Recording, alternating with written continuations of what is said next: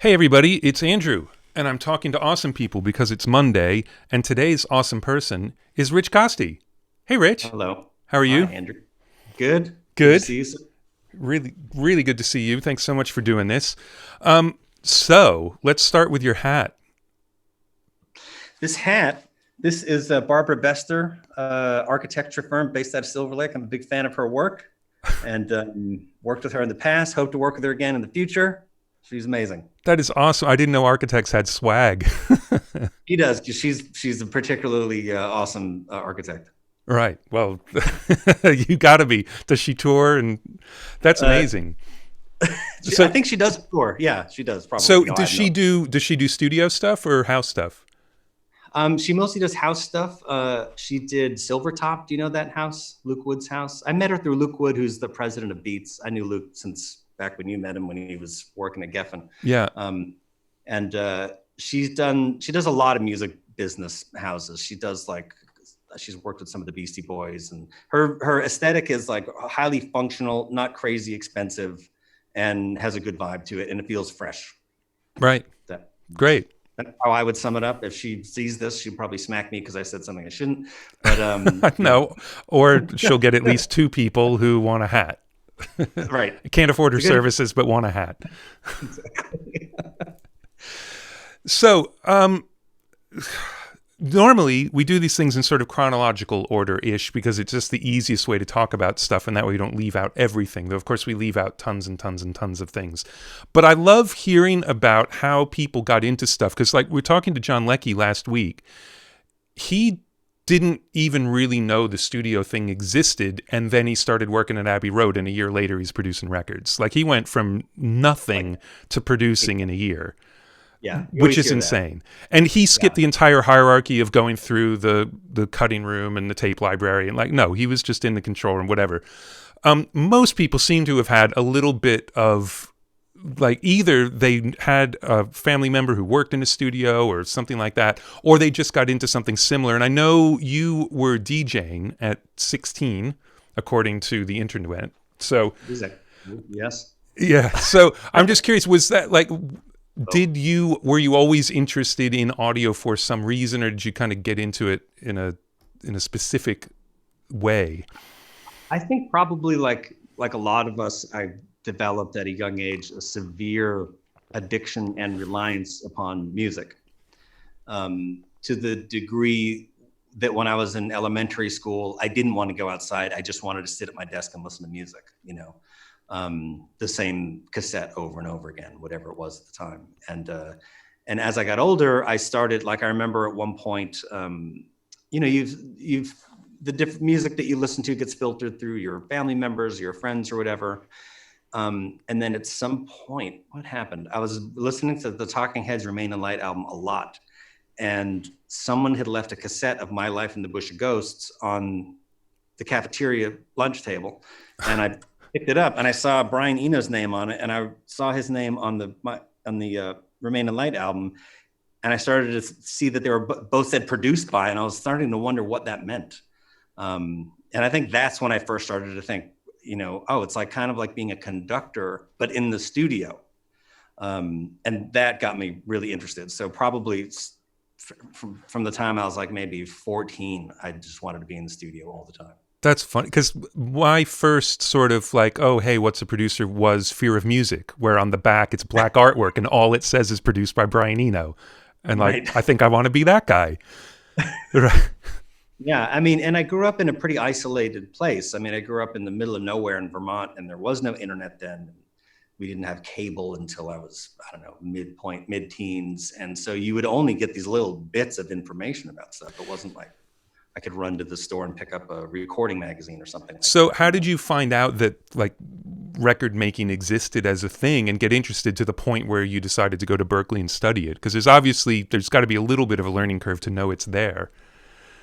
I mean, you would just read guitar magazines. You could get those, for example, and you'd read about what people were, because I played guitar, and you learn sort of the process there, and you learn about them, and you just get whatever information you can. I mean, I remember at one point there was a video of the making of the unforgettable Fier. It was like a half-hour video of them in Slane Castle, Yeah. Yep. I must have watched that 1,000 times because it was footage of a band that I was into making a pretty, at the time, weird album. Yeah.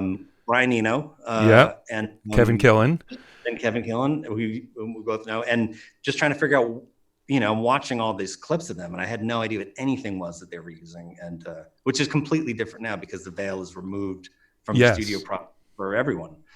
And yeah, that's all I wanted to do. And so that's what I pursued. I mean, even I was in a band, we did well regionally in Vermont for whatever that means.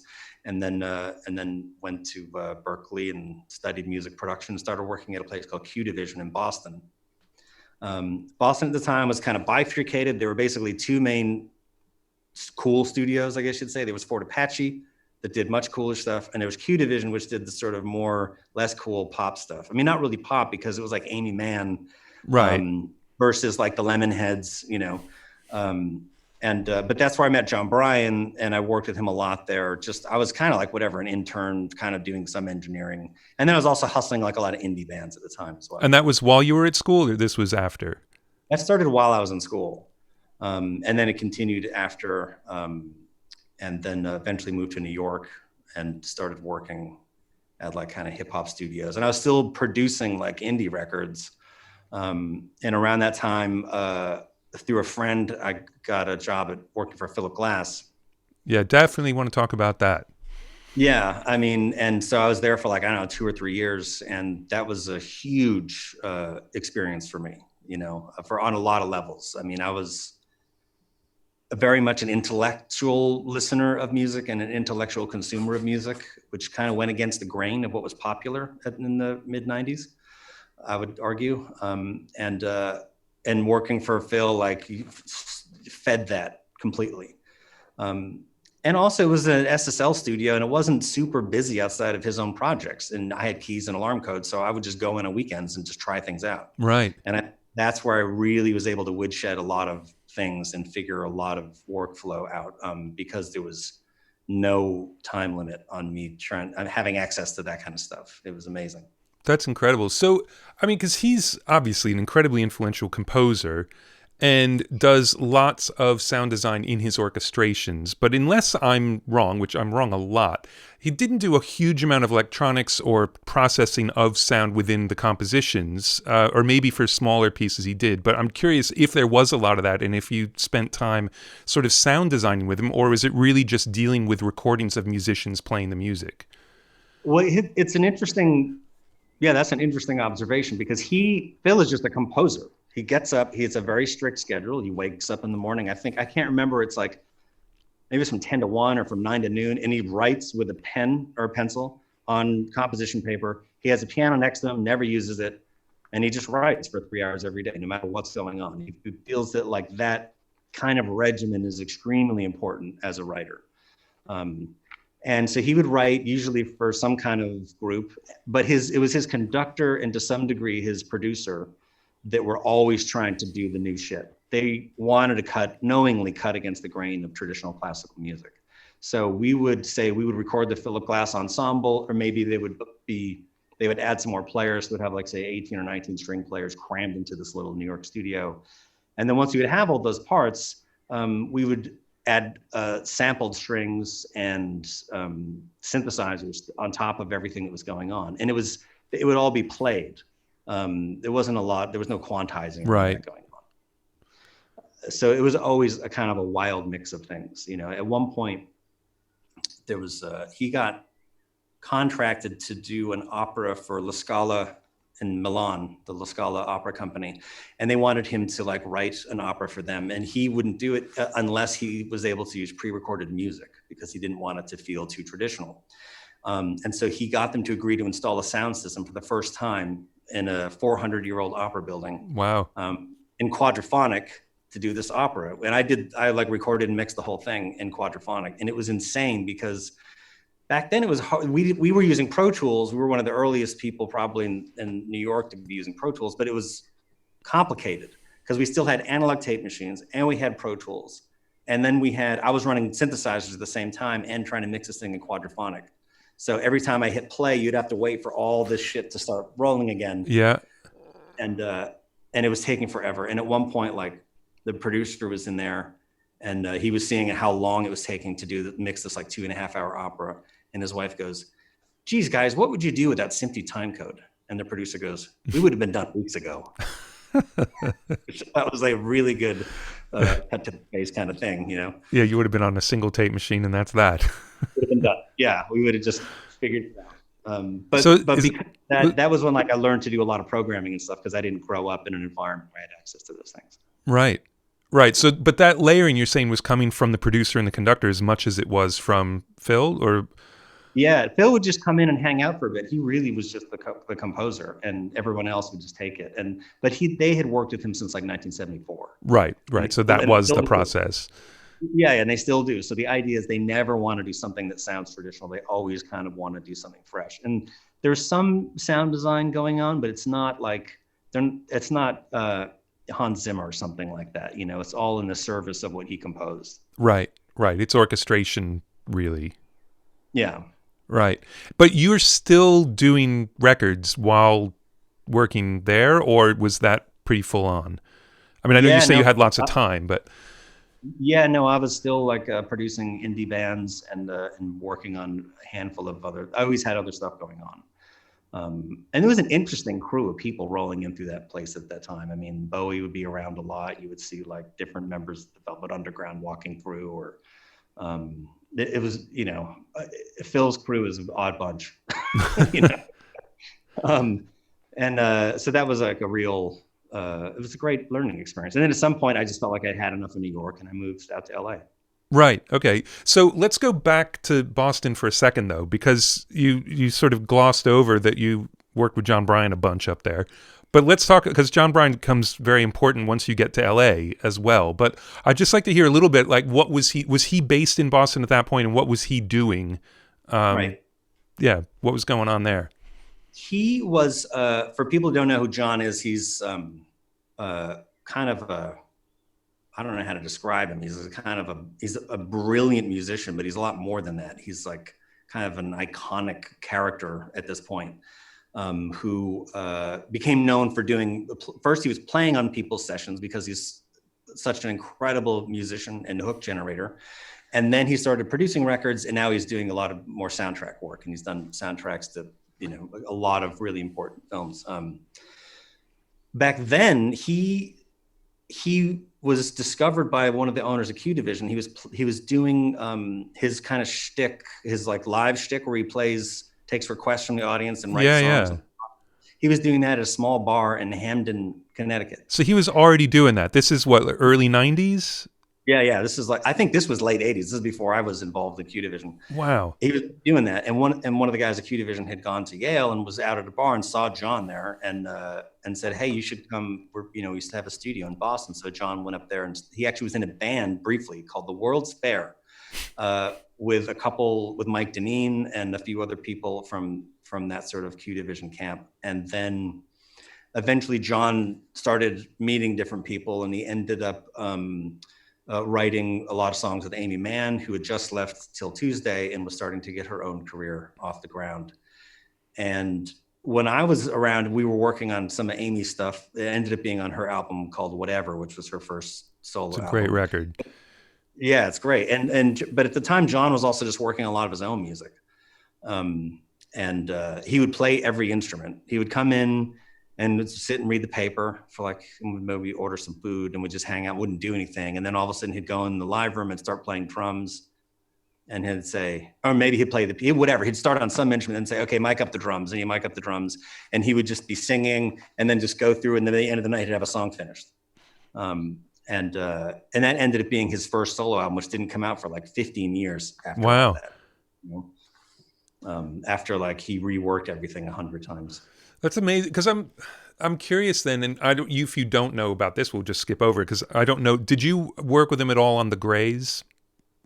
No, that was when I was living in New York when that happened. Oh, okay. So he'd gone out to LA and started that. I'm just curious, like, how he went from "I'm going to play absolutely everything because I can," and he's better than almost everybody at every instrument, to saying, "I'm going to be in a band." Like, that was actually a really tricky thing for him, you know. I'd imagine. I know that myself as a musician, like I remember just being in the studio a couple of late nights and watching him play guitar, and I was like, there's no point in me doing this anymore. What am I doing here? This is like, there's no point. He had met Jason Faulkner. Jason Faulkner is another person who can play every instrument. And Buddy Judge, who was in the Grays, came from Boston. He was part of the same crew, and Buddy had his own band called the Buddy System, I think it was. So they all sort of came together, and they had this idea that maybe they'd give it a try as a sort of like some kind of like pop aesthetic supergroup or something like that, Right. And I think from the moment that it started, they didn't get along. Perfect. They never got along at all the entire time. But still managed to make a great record. So, and they told me so many stories about it because Jack Puig produced that album, and I think they spent something like 3 days just auditioning Mike Priest before they started recording. Right. These kind of things just don't happen anymore. It is kind of like the bookend project to Jellyfish, isn't it? In a way, yes, yeah. Because Jellyfish had hired him to play guitar on the previous album, and then they asked him to join the band. I think I was in the room when he took the phone call for them. They asked him to join the band, and he was, nah, that's okay. He wasn't interested. No thanks. I'm like, really? All right. Well, we'll come back to Jon once we get you to LA, but I do want to stick around on the East Coast a little bit, because you worked on some amazing stuff was it Michael Deming's studio in Hartford, or did he just do lots of stuff there, or I couldn't quite unravel this. Pretty well-researched interview here. This is some interesting stuff. Well, it's because, among other things, it's the Lilies, which is one of the weirdest bands ever. I mean, the list of personnel in the Lilies over the years is about 500 people with one consistent person. But they've also, there's something, I can't remember the name of it now, but it's something with nothing in the title. One of the Lilies albums is one of my favorite things ever. I love it so much, I can't remember the name of it. But so I'm just curious. I'd love to hear a little bit about what was going through that, because that was obviously a completely different scene to a larger city, larger scene. It seemed like a real kind of underground collective thing going on there. I mean, well, I had met, there was a label called Spin Art in New York at that time, and they had, I can't remember who their biggest act was at the time. I think it was a band called Lotion, which probably no one has heard of anymore. No, missed that one. It's a terrible name for a band, though. It is. They had a minute of like that sort of when there's like a hype band in New York and everybody within a 10-block radius talks about them all the time for like 8 months. It was kind of like that.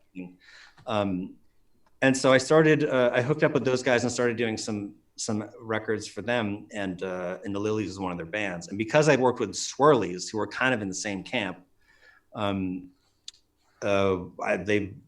met with Kurt, who's the main guy from Lilies, and we just decided to do the record. I can't remember how we came upon that studio. I think Kurt knew about that studio. It was this really weird place. It was in an old Colt 45 factory in Hartford, Connecticut. Gun or beer? Gun. All right. And which is why it was called Studio 45.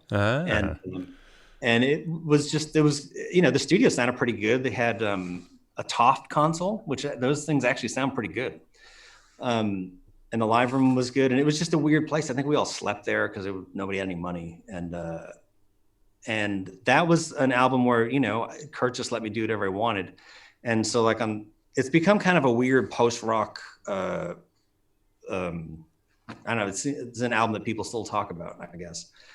And I had like a small sampler rig and a couple of synthesizers, and we just basically made kind of a weird album. And I would sample the drums and use the drum loop and with an 808 for like the beat for because I mostly was listening to hip hop music. Right. So like, even though I'm doing this indie band, I'm always trying to do that kind of stuff, and nothing's really changed in that department. And Kurt wrote a bunch of cool songs, and it's a super weird, trippy album, but it left some kind of weird mark in that world. We did the whole thing in like 2.5 weeks or something like that. Right.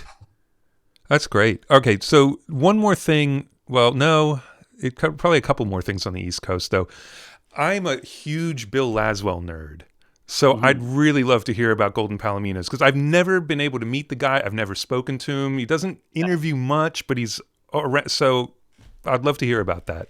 Well, it's interesting. I'm a Laswell nerd also. And when I was going to college in Berklee, we had to do like a report on some producer, everyone in this music production class, and everyone did people like, Quincy Jones. There was a bunch of people doing that, and like I can't remember who else. And George Martin, I'm sure. Yeah, George Martin, and you had to pick like 3 things that the producer had done in that year, or any year. And so I picked Bill Laswell, and the 3 things that he had done in the span of 18 months or whatever was Motorhead, Laurie Anderson, and I can't remember what the 3rd thing was that I'd picked that he did. But yeah, I mean, he's like just such an brilliant musician. And I was assisting at a studio called Campo, which was a weird little place. I remember Campo. Like a G series. And Bill came in to produce, what's the guy's name? Oh my God, I'm totally spacing out. This a huge artist, like a visual artist. Who's the guy who like breaks the plates? Julian Schnabel. Yeah. Julian Schnabel, who's now a super famous film director, as well as being an artist, made a solo album, The Vanity Project, and he hired Bill Laswell to produce it. And Bill came in with Oz Fritz, who's like an amazing engineer. He's worked with Tom Waits and all these other people. And I assisted on it for a couple of weeks. And he had Ornette Coleman come in. Wow. And saxophone. And it was all kinds of weird people like that hanging around. And to me, I was such a Bill fan that like him just hanging around him was an incredible experience, you know? And then of course I like hit him up to see what was going on at his studio. And so he hooked me up with Anton Fier, who's in the Golden Palominos. And then I would go out to, where was it? It was in Greenpoint, back before Greenpoint was gentrified. Right. It was basically one big, huge open room with a really old Neve and every guitar pedal you could ever imagine and some other weird shit laying around. And so I worked there for a while and worked with Anton. And Anton Fier from the Golden Palominos is a really amazing drummer, extremely dark personality and pretty difficult to get along with. So I lasted a little while, but it didn't go on that long. Right. Well, fair enough. Well, I got to work at Bill's studio for a while. That was enough for me. Right. All right. Because, yeah, if for people watching this stuff so far, I think if you don't know the people we're talking about, there are going to be tons of names that are going to come up. But the 2 that are important are Jon Brion, Jonbrion, and Bill Laswell.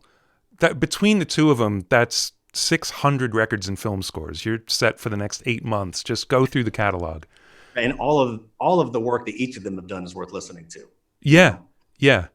Everything. Yeah. It's so musical and in totally different ways. Yeah. Totally different. Yeah. Yeah. I mean, I think like Bill Laswell's sort of reworking of the Miles record In a Silent Way is better than the original in a way. Like, I think, because while Miles was doing that, everyone around him, like, did they even know what the hell he was trying to do? And Bill's had 20 years to digest it and then got a hold of the tapes. And it's amazing. Absolutely amazing. He's definitely the one guy you could trust to do that. Yeah. Maybe Robert could do. Yeah. And his ability to put different people in a room and make them play together and have it be awesome. Yeah. Is pretty great. So another one that I had no idea you'd worked on, it may turn out like, oh yeah, I was only there for a day, but Aphex Twin. Oh yeah. That was when I was working for Phillip Glass, and we were sitting in the control room one day, and the person who does almost all of the work on Phil's records is his conductor, Michael Riesman. Every record says produced by Kurt Muncasey. Kurt mostly sits in an office and orders rugs, and then he'll like walk in for like 5 minutes and then leave again. We're familiar with that kind of thing. But, yeah, a lot of producers work that way. So I was in there one day and we're working on something, and then Phil was in there and Kurt comes in and he goes, so Phil, there's this guy named Richard James. He goes by the name Aphex Twin. And I immediately kind of like perked up. And no one in the room had ever heard of him. And he sent a cassette of something with a note, and the note said, hey Phil, let's do something. And it was a cassette of Richard doing this, semi-classical sort of sounding piece of music. And Phil was like, well, who is he? And Kurt, this is almost verbatim what he said. He's a kid who builds his own synthesizers and goofs off on them all day. That's what he said. It's like, okay. And so Phil like for whatever reason, agreed to do it. And so then we took Richard's cassette and put it on a DAT, and Michael Riesman, the conductor who has perfect pitch, sat and listened to it and would cycle different sections and just wrote it out on a score paper without touching a keyboard. And then we recorded, then we had a string. We did basically Phil did his version of the piece of music, and then he added in some French horns and shit like he always does. And so Richard came in for the day that we were recording the strings, a day or two. And that was a trip. He was the young guy. He'd never been into a proper studio ever in his life. Wow. He was sitting here going he couldn't believe the chairs where you could turn the chair and it had wheels to go around the room. These things were really freaking him out. But he was quite nice, and that was a cool thing to be a part of. He ended up using it as a B-side, or he put it out on he put it out on an EP, and then it went out on another thing called 23 Mixes for Cash or something like that. Right. But one thing he did do that came about as a part of that relationship that everyone should check out. During that time period, Phil was doing classical versions of a lot of Bowie albums. He did the whole trilogy of Low, Heroes, and Lodger. And I worked on the Heroes. We recorded the whole thing, the classical version of it. Richard took and when we recorded that, the song Heroes itself, I couldn't hear how what Phil did had anything to do with the song Hero. It just sounded like one of 500 Phillip Glass pieces we were recording at the time that all kind of sounded the same. So then Richard he took the multi-track and then got the vocal from David, the original Heroes vocal, and put it on top of it and really fucked with David's vocal. And when I heard it, it just sent chills up my back, because then I realized how brilliant Phil was, because he had actually done Heroes. Wow. And then what Richard did on top of it, it turned it into this scary kind of nightmarish song. It turned the meaning of it right on top of its head. Wow. I will definitely look for that. Didn't even know that existed. I don't know if it's been released. You can find it on YouTube, and it's incredible. It's wow. Yeah, I think the thing that's surprising to me, because I've never got that into Aphex Twin, but when you do, he's so musically talented. It's kind of scary to just sit in a room and build synthesizers and mess around them all day, but do that. Yeah. There was an album he put out about 4 years ago where it's all robots. He built all these real mechanical robots at his house, and they all play everything. And it's worth listening to, because it's basically, it sounds like acoustic instruments playing Aphex Twin music. Wow. But they're all doing things that you can't do. There's one little snippet where it's just a snare roll, and it's kind of terrifying, because it's no person could play that, That's why I put it on there, obviously. Yeah, it's an amazing piece. I can't remember what that EP Wow. I got to do some major Aphex Twin listening now. So, okay. So you moved to the West Coast. Was that for a project, or was this just, I've had enough of New York, time to move on? Yeah, I just had enough of New York, time to move on. Yeah, no project. So nothing in particular. And did you have stuff, or was this just let's hope this works? You always have things that are going on, so you just sort of move them over there, and then a bit of let's hope this works, Right. And then, and I was doing just odds and ends, a few different productions here and there. And then I had done some stuff in New York, but when you come out to LA, no one really cares what you did there. I know what your experience was like, but and then I reconnected with Jon Brion, and he had just gotten a Pro Tools rig and didn't know how to use it. And at that time, this is 98 maybe, LA was still pretty tape based from what I could see.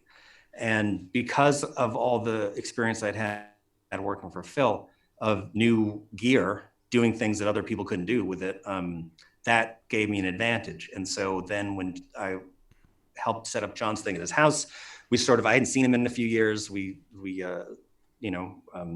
struck up a good thing. And then the first thing we did together was he had, there's a Fiona Apple song.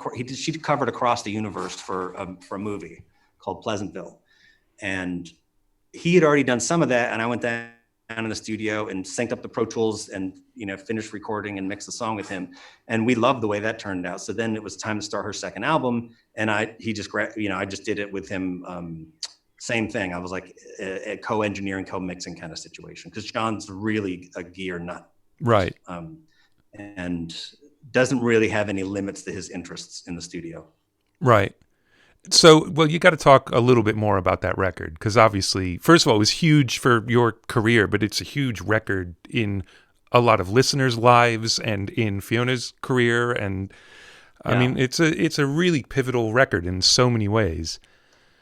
I mean, it was, as has happened many times for me, it was another example of you go in and you do whatever you want with no oversight whatsoever. And you just make something that everyone in the room is excited about. I mean, the label never heard it before it was handed in. Right. And her manager didn't hear anything until we were mixing. Nobody heard any demos. Nobody came in, went over the arrangement. We literally just, and she had a big budget because her first album was really successful. And Jon hired a core group of some of the best players, and we just took our time with it. You know, she had a bunch of demos. He never changed her song structure, I don't think, on anything. She would basically play piano and sing, and then we would take that and start building on top of it. Right. It was really every day. It wasn't like we would work on any particular song any given day. We would just come in and hang out and then see what we were interested in doing, and then that's what we would do. There wasn't a whole lot of structure to the thing. It went on for a long time. It was like 10 months, I think. And was that at Jon's studio, or were you parked somewhere?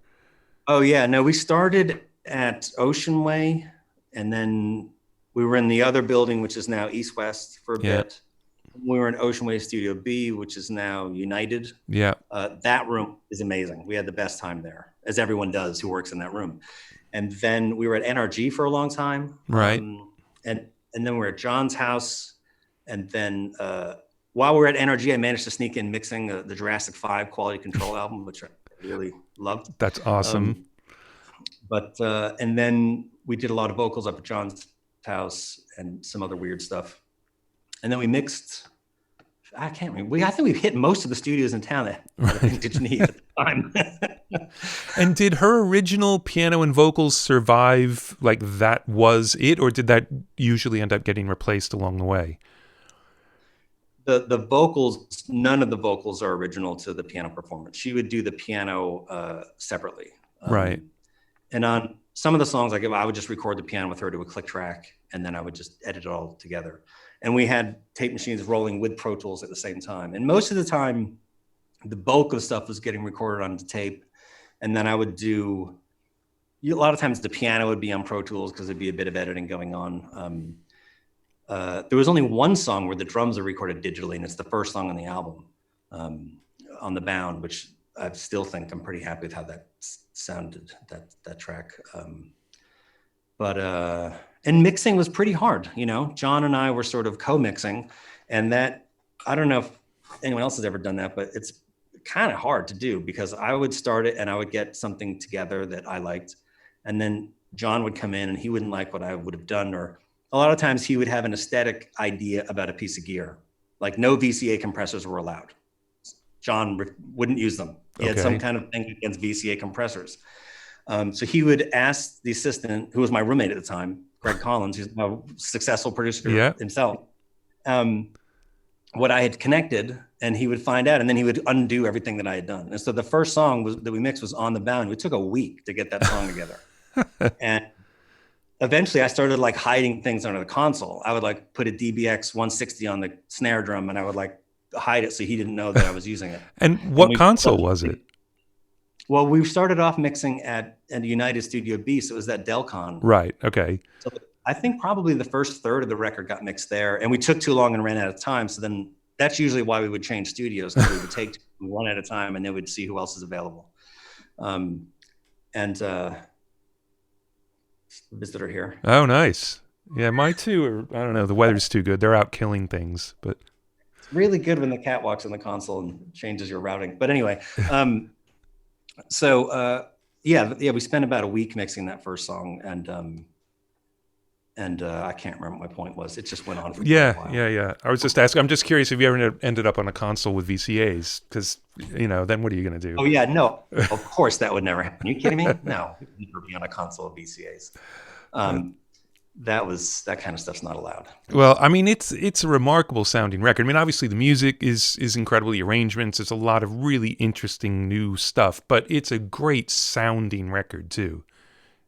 Thanks. It I'd say one other notable thing about that record is that we only mixed on NS10s. We never listened to anything else until it was being mastered.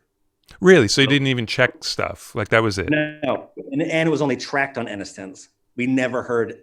And I mean, occasionally at NRG, they had those huge Dynaudios. Yeah. And we would occasionally enjoy ourselves on those because those are super fun to listen to. Right.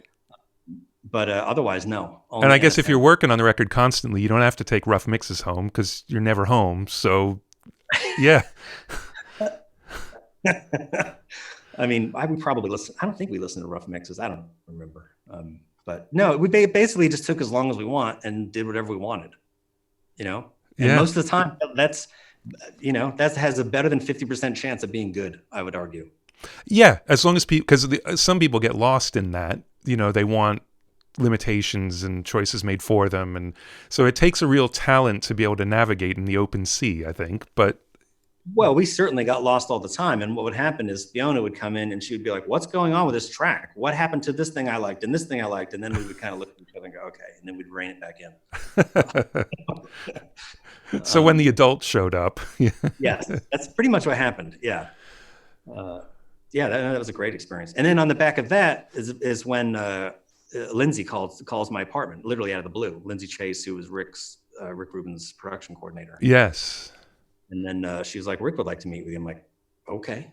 Yeah. So that was Rick heard the record and said, I want the guy who did that. Yeah, it was that simple. How did you end up working for Rick? Oh, God. I got asked to tune vocals a couple of times and couldn't do it, which was good. And then I think the first gig I ever did for him was the first Saul Williams record. They had programmed all the drums on an MPC 60 and just put them on tape in stereo, wild. And then Russ Elevato was mixing, and they wanted the drums split up. And like, well, how come, where's the, you know, where are the individual tracks? Like, well, there aren't any. And it wasn't locked to anything. So, and I was the geek that could lock a freewheeling MPC back up to analog tape after the fact. So I did that. And having some technical knowledge opened the door. Oh, absolutely. That's all my doors were opened by being a total geek.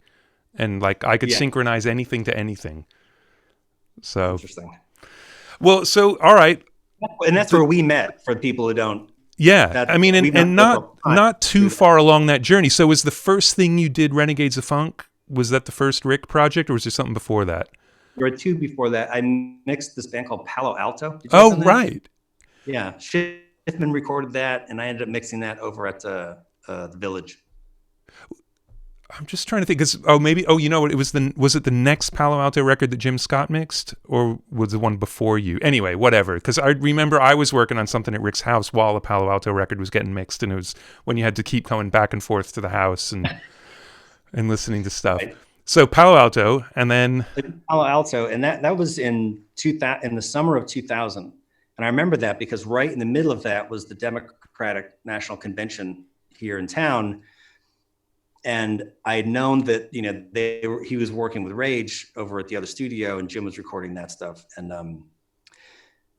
then they did 2 nights at Grand Olympic Auditorium, which was at the time, that was the end of the band. Well, we didn't know it at the time, but they recorded those 2 shows. And then Rick had Jim was supposed to mix them, but Jim at the time would always go on vacation to Hawaii every August. Right. So, and he didn't cancel his vacation. So then I got the job to mix the Rage album, the live album. The idea at the time was to do a live album with a few covers. And so I got all the multi-tracks, edited all the shows together. This was kind of interesting because I had met those guys at this point. And I edited all the takes together. Rick wasn't really that involved with that record. I think it's okay to say that. But this is just a live thing. And so I edited it all together, but because it was a live show and they're all jumping around and Tom's guitar is going out of tune, I was like, we might need to patch in a couple things. You know, I'm not saying it's still a live performance, but like he lets his guitar go. And the important part, I just need to like splice in maybe a little tiny moment. But it was hard to know which moment, you know, those were going to be unless I started to go granular. So I'm like, well, the easiest thing is just to get Timmy and Tom down and just play the show down. And then they'll play it all the way down to the backing track that we have edited. And then I can just drop in the few moments that I need. And so Timmy C was the first guy that came in, and they set up all of his shit and set up his pedal board in front of in that little room at the Village with the old Neve. And I'd never met him, and he came in. Oh, the interesting thing is the control room at the Village, in this little room, there's a bathroom in the control room. At the other end, there's a bathroom. Yeah. And for whatever reason, because it was a West Side bathroom, occasionally Rick would stop by just to use the bathroom. And this was one of those days. It's the only reason he booked the studio. I think so. And so he was in there, and Timmy C comes in. He's a big, imposing dude. Yeah. Amazing human. One of the best people you could ever meet in your life. But he is fucking imposing. And he comes in, and he sees me, and he goes, "You better fucking tell me that Tom Morello's coming in here tomorrow to do the same fucking thing I got to do." And I was like, holy shit. Wow. He's a big dude. And I was a little nervous. I'd never met the guy. And then Rick comes out of the bathroom. He's like, "Hey, everything's okay. We're just go ahead and play it." He does his whole disarming routine. Yeah. And everything is fine. So then play the whole show down. I can't even remember if I used any of it. And then Tom came and played the whole show down. I think I used a couple of moments because his shit just got out of tune. And so while I was doing that, they were finishing up what turned out to be the Renegades album. And so they set up in the live room. Rick set up a little control room in the live room, and Zach started doing all his vocals in the booth, which is totally cool. I get to hang with Zach all the time. And that was incredible. Did you ever cut vocals with him? With Zach? No, never did. It's a super weird thing because he's the sweetest guy and he's super intellectual. And we were talking about Fela Kuti all the time. And then he'd take the SM7, your mic right there, and then he'd go into the booth and he would turn into that guy. And it was electrifying to see that happen, just right in front of you. He would just turn into that guy, And then the take was over and he'd be normal Zach again. It was amazing. So then they finished up those overdubs, and we ran out of time in that studio. So then we went over to Sunset Sound, and that's where I just mixed Renegades on the back of that. Wow. Have you seen the video? I saw it I think it was at NAMM. Garth did a talk about the first Rage record, and he had footage from a handy cam just in the live room while they were cutting, and it's to the back of Zach, and you can see he's got one hand kind of behind his back going nuts, just ready to fucking let loose. And it's some of the most exciting stuff I've ever seen is the back of Zach while they're cutting that first record, Wow. I mean, that was it's such an incredible band and such a rare thing to be a part of, And then what happened was we started mixing Renegades at the other studio, and it's a covers record, which a lot of times people think that stuff's goofy, but it was sounding kind of good. I got 3 or 4 mixes in, and I came into the Sunset Sound one day, and everyone's like, "Did you listen to the radio this morning?" I'm like, "No." Well, Zach quit the band. And I was like, "Whoa, really?" All right. And then I'm like, I guess it doesn't really affect anything because I'm just playing mixes for Rick anyway. You know what I mean? Yeah. So I'm like, I guess we just continue, And then it turned out that the story is that Zach didn't want to put out a covers record. And the rest of the band said, "You haven't heard how the album's coming out. It's really good. We think we should put out this whole record." And they all kind of ganged up on him. And he was like, "That's it. I'm out." And that's, according to firsthand knowledge, that's why he quit. Wow. At that point.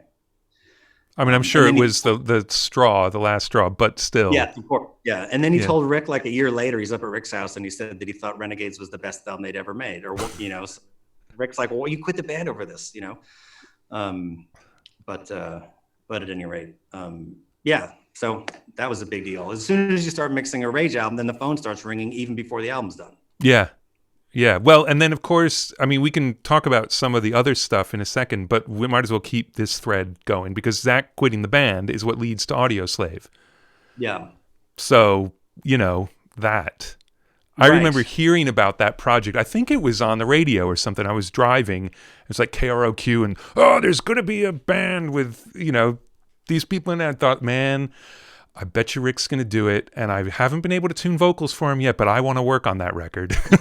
That was as soon as you heard that record was going to exist, that's the ultimate. That's it.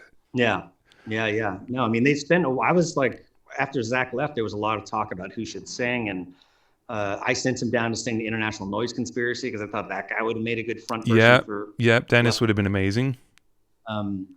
But he ended up signing his band out of that, which is kind of cool. Oh, so I was going to ask, is that how Rick came across them? Yeah. Amazing. He and Tom would see his band, and then Rick's like, this guy's good. He's not right for the band, but then he signed him. And then, and so then I remember when they started recording Audioslave, they were at Studio 3. Yeah, Studio 3 with Dave. Yeah. And then I remember Rick told me that they had started, and I wanted to go to, actually, I had a room there for a long time. So that was probably after I was already there. I think so. But, I mean, because you mixed the record in that room. So either you were about to move in. Well, actually, no, because the mixing was forever after the tracking. So who knows? I think I moved in slightly after that. Yeah. But I remember going into 3, and they used to have, the way the studio worked, maybe still does, is you walk in from the parking lot, and Studio 3 is right there. And then you go down the hallway, and there's all these other rooms. Oftentimes, whoever's in Studio 3 would just leave the door open. And so you could kind of hear what was going on. I mean, there was a funny thing that happened once when Rick was in there producing Tom Petty. And they had been in there for like a week. And Richard Dodd, who's I really look up to as an engineer, he's brilliant. He was tracking it. And I walked in, and I couldn't see what was going on, but I heard the music. I'm like, oh shit, they're mixing already. Wow, sounds amazing. That was really fast. I walk around the corner, the band were in the room playing. Oh my God. It sounded like they were mixing. But yeah, no, I remember he texted me and wanted me to come down. I walked in, and they were working on the rough tracks for Cochise. And I was just like, oh my God. It just felt so explosive and ridiculous, Yeah. Just a raw, and yeah, no, that they took a break. Chris had done some vocals. Some of that stuff got redone. We sang the record 3 times, I think. There was an early version of that where I did a bunch of rough mixes up at the house, and he was up in Seattle, and they went through Bad Animals. I had play them all via ISDN, and somebody kept a copy of them on CD of all the rough mixes at Bad Animals. And so, this was 6 or 7 months later, they're still working on vocals or whatever. And this is when I had the Romicello, and I came in, and my manager, Frank McDonough, texted me, and he's like, dude, you need to turn on K-Rock right now. And I turned on K-Rock, and they were playing the rough mixes. Oh my God.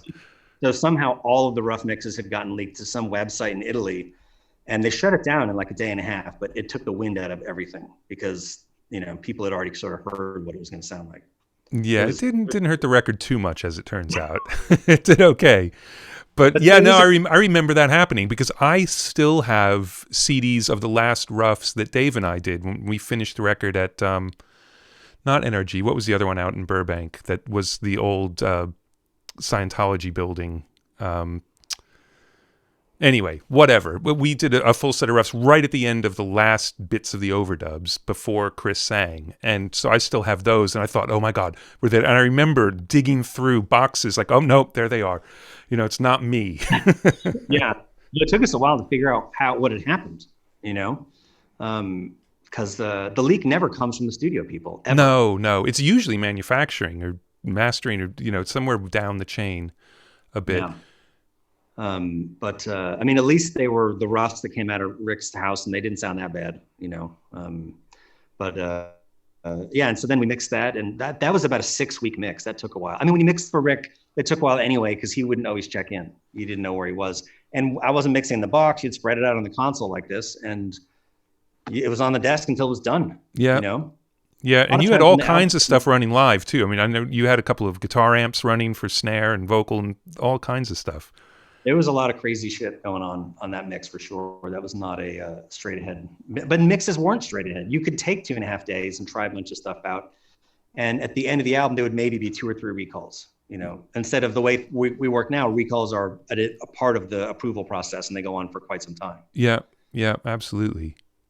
So you're mixing a lot of stuff for Rick in that period, and we'll come back to that because there are obviously a couple of records, but was there anything else going on sort of in that leading up to the Audioslave time period that you're doing elsewhere that we should touch on? Because I've got lists of bands, but when stuff came out, of course, has nothing to do with when you make the record sometimes, like Audioslave. That came out a year and a half later or something like that. So around that time, because I was always still producing at the same time. But the mixing started to get out of control there because of those particular records. And I produced this band called Cave In. We did an album together, which was super fun and felt like imaginative and kind of new in the way that I like music to be. On the back, that was right before the Audioslave thing. And then when Audioslave was coming out, I think that was the fall of 2002. Frank had asked me, he's like, well, what do you want to do for the fall? You want to just like keep mixing, or do you want to try to produce something? And I was like, oh, I produced this Danish band called Muse, who've, you know, gone on to get a bit of a really original, fantastic career going. They were huge fans of this band called the Swirlies, which was the first record I ever did. And initially they had the guy from the Swirlies produce them. And then they eventually got a deal with Sony in the UK, and they hired me to produce an album that ended up being called Frangers, that has a bit of a cult following.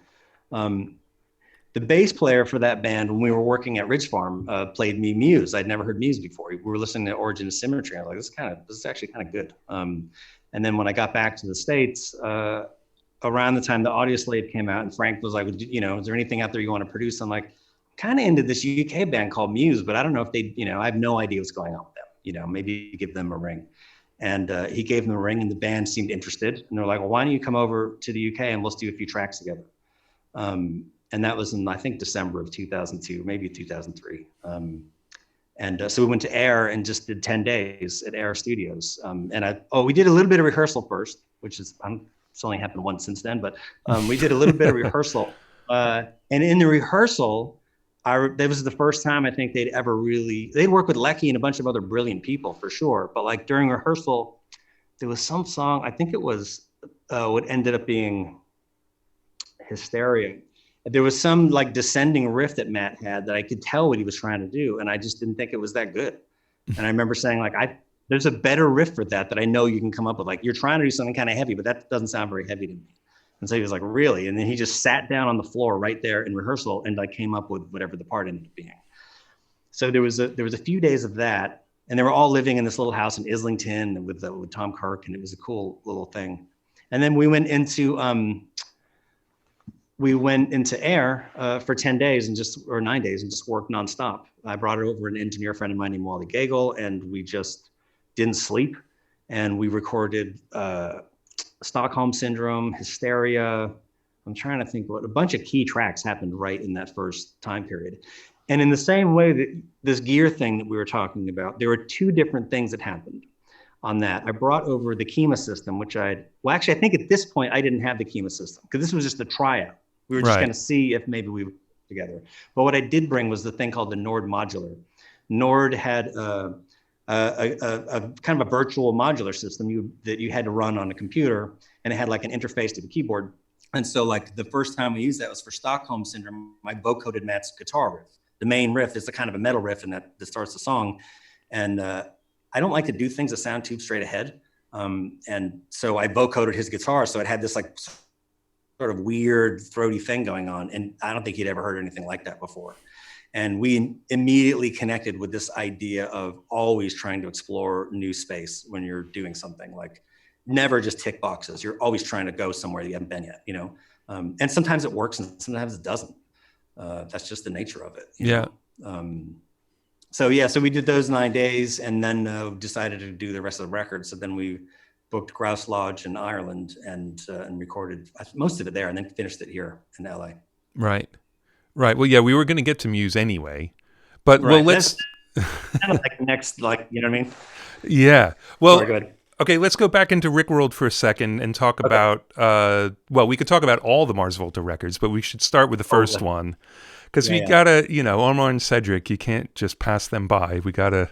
No. I mean, those are some of my favorite albums I've ever done. Yeah. And I feel like totally privileged that I should ever be in the same room with those guys. I still do, to be honest. The first time, this is actually a pretty funny story. Let me see here. So the first time I meet those guys, they come, like, I've been mixing the Loust with Rick, and the way it works with Rick is you like basically get stuff sounding good with him, and then eventually he plays it to the band.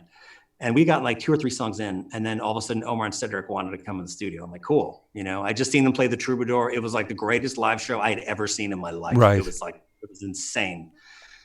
And so they came down, and they're like super dead serious. I'd never met them before. And they're like, okay, yeah. So I gave them like, a clipboard and a pencil. I'm like, can you guys just sit in the back of the room and just listen to the mix and just, write down some notes as to whatever, any like opinions you have. I'm like, oh yeah, okay. And so they're sitting there, and I play like Drunk Ship of Lanterns or something. And they're like listening to it, and they're like, And they're like,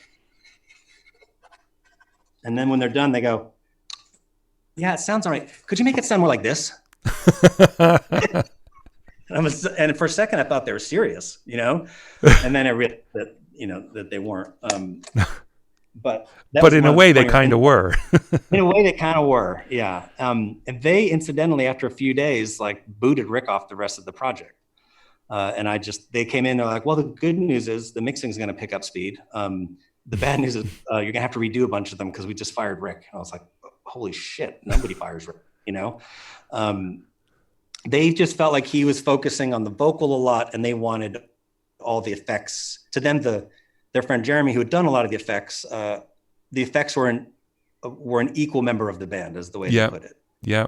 And Rick was pushing all those things down because he hears things the way he hears them, Yeah. And so the album got a lot weirder at that point. And all the like crazy panning and stuff, we did that on the console. Because I was on a J, and the J you can automate panning. Those were pretty complicated mixes. Not as complicated as the second album I did with them, which is Francis the Muse. Yeah. I still maintain that was the most complicated analog mix that has ever happened. I don't think any album has been more. I'm not saying it's perfect, because it isn't, but I think that just on a logistical mixing level, that was right. Well, see, now I might have one to rival it though in a totally different way. Because I was involved in that one Michael Jackson mix where we had 4 3348s and 2 SSLs all locked up. Okay, that sounds bad. So that was terrible. That was horrendous. I had to be in the back room hitting execute on the first SSL. I'm like, roll tape before it freaks out. So, yeah. We only had 2 Pro Tools rigs hooked up. But we had to automate everything. There's a lot of stuff on Francis that sounds like crossfades that happen to mastering. It all happened during the mix. Right. Yeah, I mean, great. Omar especially seems as though, and it can change along the way, but he has the finished record in his head before he even straps on a guitar in some ways. And then there's experimenting and a lot of stuff, but there's a huge big picture thing that he's got, and he'll chase it. I'm explaining it wrong. It's not like, oh, yes, I want the snare to sound like this, but it's like, well, this moment in the song is going to make me feel like that scribble. And you will beat on it until it does. Yeah. I mean, he for Francis, which is the album after this one we're talking about, he had 2 Pro Tools rigs, and he didn't hear the album until we started mixing. He couldn't hear all of it put together. I'm sure he made like submixes or whatever, but it was the first time so we actually mixed that album 3 times. The first time was just so he could basically put it all together. And then the second time was I wanted to actually make it sound good. And then we totally lost our minds while we were mixing that completely. And then we took a break, and they went to South America to play some shows, and I listened to it, and I'm like, guys, I know I can make this better. And they were like, I think I heard Omar vomiting at the other end of the phone when I said, because he was like, I can't. He's like, I don't want any part of it. I'm like, okay, fine. So then one of the songs is 33 minutes long. Yeah. Now I think on Spotify it's all been edited up, so it seems like a bunch of songs put together, but that was the 33 minutes mixed from top to bottom. Yeah. I worked on that record really early on, just doing bass overdubs. Like Omar wanted to record bass at my place for some reason. And putting that together, and some of it is completely unplayable. And so we were cutting stuff at half speed and then chopping every note and accordioning it back up to full speed so we didn't have to pitch shift anything, and just insane. And I think a lot of that got recut because it was like once he heard what you could do with the thing, and like, okay, so then stuff got rewritten a little bit, and a very involved record. Yeah. But yeah, just like totally singular point of view musically. Well, and so we'll come back in time, but let's take the Mars Volta train all the way up to the last At the Drive-In record. Yeah. I mean, I think I sat out. I mixed all the Mars Volta records, except there was one they did for Warner Brothers that I sat out. I can't remember what it was called. And then, they talked about getting At the Drive-In back together. And that was a big deal for me because that band is iconic. Tony is an insane drummer, just like really unique, kind of frightening to watch him play up close. And so, we did that over at Sound Factory, and it took a minute for Cedric because in Mars Volta, he's always singing, whereas in At the Drive-In, he's kind of mostly just shouting. Yeah. And it took a second for him to really get his groove on. But that was, for me, a pretty inspiring, special time to be in a room with those guys.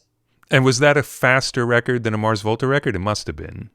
Yeah, we did that pretty quickly. I think it was like, I can't remember, 4 or 6 weeks or something like that. I mean, Mars Volta albums sometimes the song was 4 or 6 weeks long. Yeah, exactly. That was good. That was really fun. Then we went out and toured for a while, and I still keep in touch with those guys. All right. Well, so there are a couple other bands that I just love that you've mixed. Rival Schools. Oh, yeah. That's a fucking great record. Yeah, that's a throwback one. That was right in this time period we're talking about. And Butch Walker was the producer, and that was one of Butch's earliest productions. And Butch has gone on to be, of course, like a pretty famous super producer, super sweet guy. That was a really fun record. And Butch has a really different production style, though, because a lot of the people we've been talking about up till now are more capture the band, but with some experimentation, whereas Butch is really putting a record together. It seems to me, anyway. I've never worked with him, but from listening to the records, they're almost. It's like in the way that Jackknife Lee puts a record together, where it's constructed from the pieces, not like, hey, you guys go play, and now we'll work on it a little bit.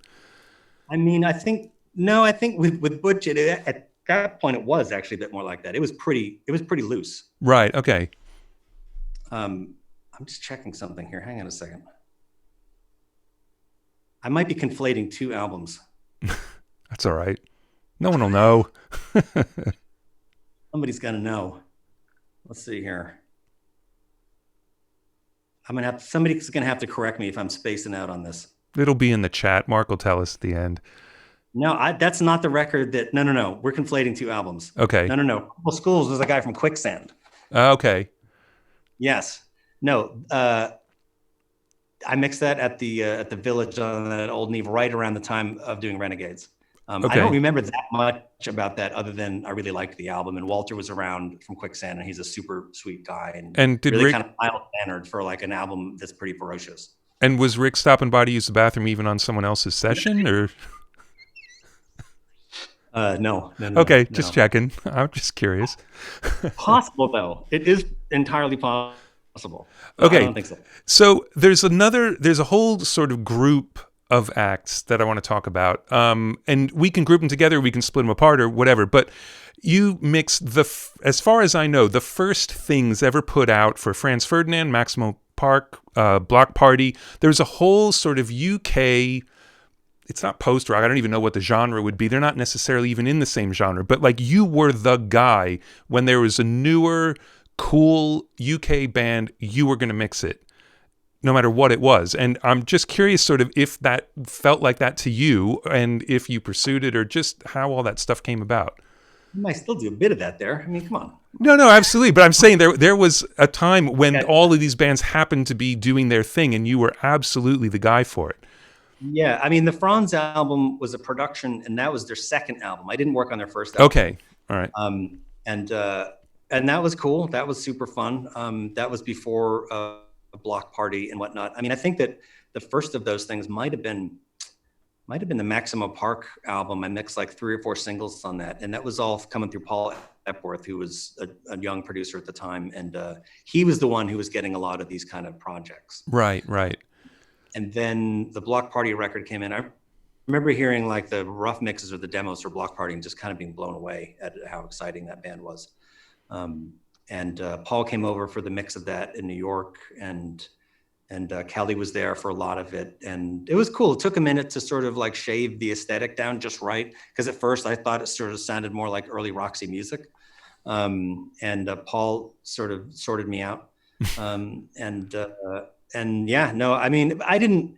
You just work on these things. You don't know if anyone else is going to like them. You know, like I didn't know that Block Party was. I mean, I loved it, but to me, that usually that's how you tell if it's going to do well. If you unequivocally really like something, then usually other people are going to as well. If you're talking yourself into liking it, then it's a 50-50 chance as to what's going to happen when it's over. Right. But I loved that record and the whole process, and yeah, that thing really sort of took off there. And then I think partly because of the Absolution album was so big in the UK in particular.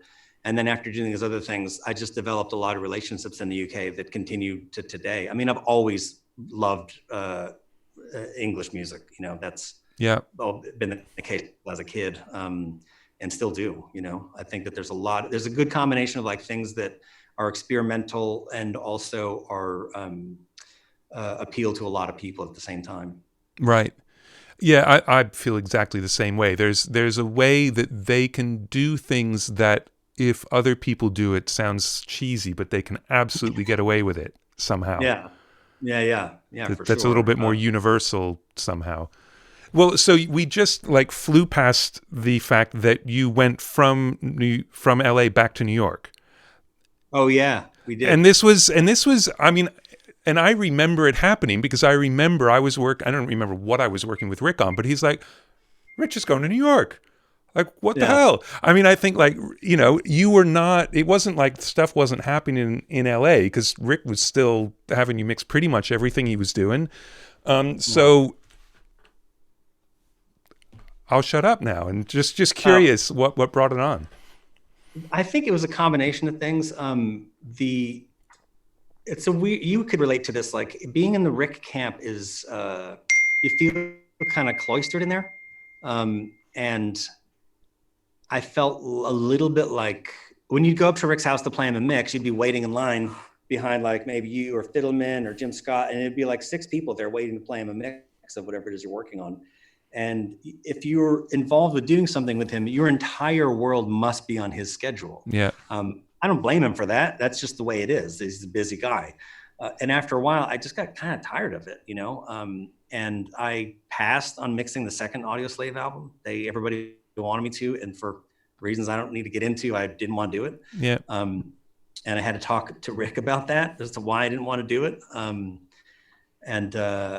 I was just ready to move on. I was starting to produce a lot more, and I just kind of wanted out of his circle. That was part of it.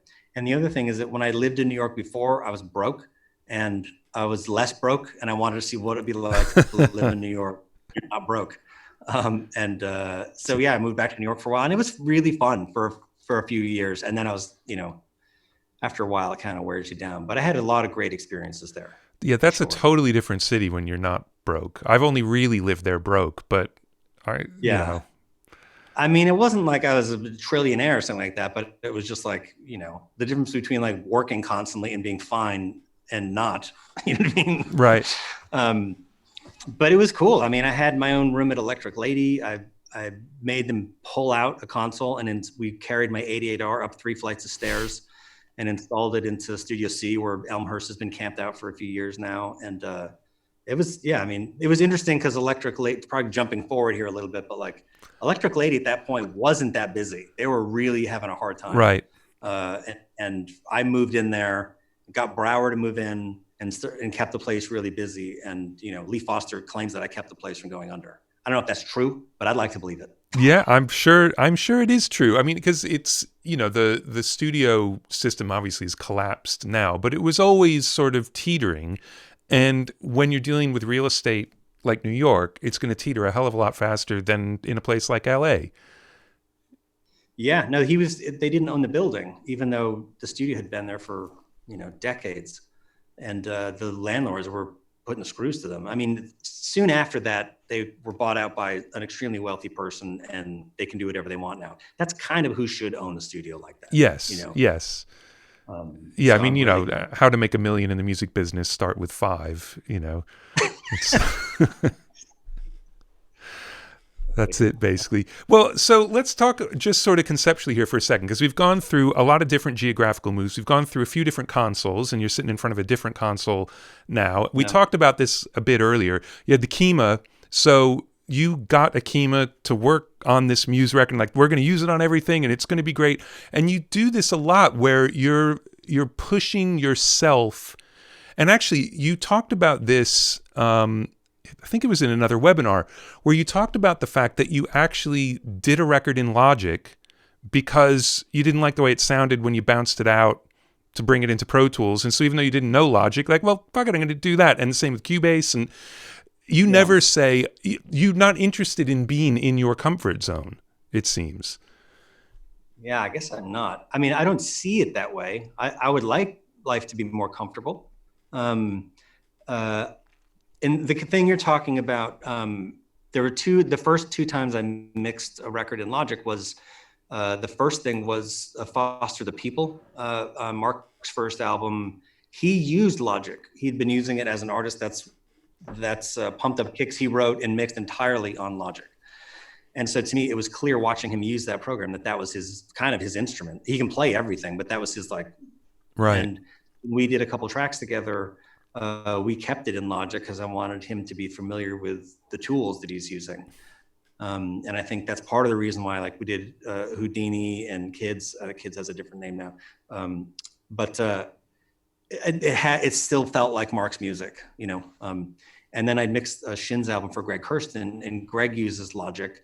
And he had a ton of parallel processing going on in Logic, and I couldn't figure out how to bounce it out so that it sounded like his reference mix. Right. I just couldn't figure it out. So I just left it in Logic and figured out how to route the outputs to the console and mixed it like that. And it was a slow process. I think that, like, everyone got pretty grumpy at me because it was slow, But to me, I felt like it's because I was being truer to the music. And also sometimes when you bounce out of a DAW, it doesn't sound the same to me. No, definitely. And I used to be really adamant about that. Like, the other time that happened was mixing Church's first album. They were using Cubase, and I didn't want them to dump it out of Cubase because I'm like, we're going to lose something if we do that. Like, the rough mixes they were sending sounded fantastic. So I just mixed. I'd never even seen Cubase before, but I figured out how to output it to the console, and we mixed it out of Cubase. And that also, they were on the road as well for most of that time period, and they were able to, like, send me updated files that I could just drop into the session without it being super hassle for them. But that slowed that process down as well, which I'm sure they're probably annoyed at. But the album turned out great. Yeah, absolutely. And I think it goes back to stuff you were talking about at the very beginning, where it's just you're always trying to get something new. You don't ever want to settle, and it never occurs to you to settle. No, I don't know what that. I mean, especially on the mixing side, there are some people who have, like, they get a system together. Most people do. They have their templates or whatever. And they kind of just do a similar thing with every mix. And to some degree, we all go in waves where we'll do that. We'll get, like, a couple of things we're really into for a while. I've been, like, pretty hesitant to do that. I do have, of course, a setup template. But, the vocal chain from one album to another is certainly not the same thing. I just try to react to whatever seems good at the time. I wish that I had a really detailed system that I could just cane music through it all day long, because, people can be really successful and do a lot of work in a short period of time that way. It's just, that's not the way it works for me. No. Well, but I think it's also, it's possibly because you're also still always actively producing as well. If you're just mixing, then maybe you'd get more into that mindset, but you're always creating. So you're not just like, yeah, here's a bunch of stuff. It already sounds good. I just got to finish it. Right. Yeah. That's true. That changes your mindset quite a lot. Occasionally stuff has gone out to other people for mixing that I've produced. That's been I can count that on one hand a time that's happened. Yeah, I can't. So anything in particular that you can even remember? The only time I can think of it really happening was on the Muse Simulation Theory album. They had, I produced, which is their most recent album. I ended up producing most of that album. The band liked to try different things out, and they have a relationship with a couple other people going into that record. It was fine, Right. I'm not really territorial about it, especially if you're producing. you know. But did you have producer approval over the mixes, or did you just kind of let go and say? Most of it I did. On one song I didn't, and I don't think that song turned out very well. Right.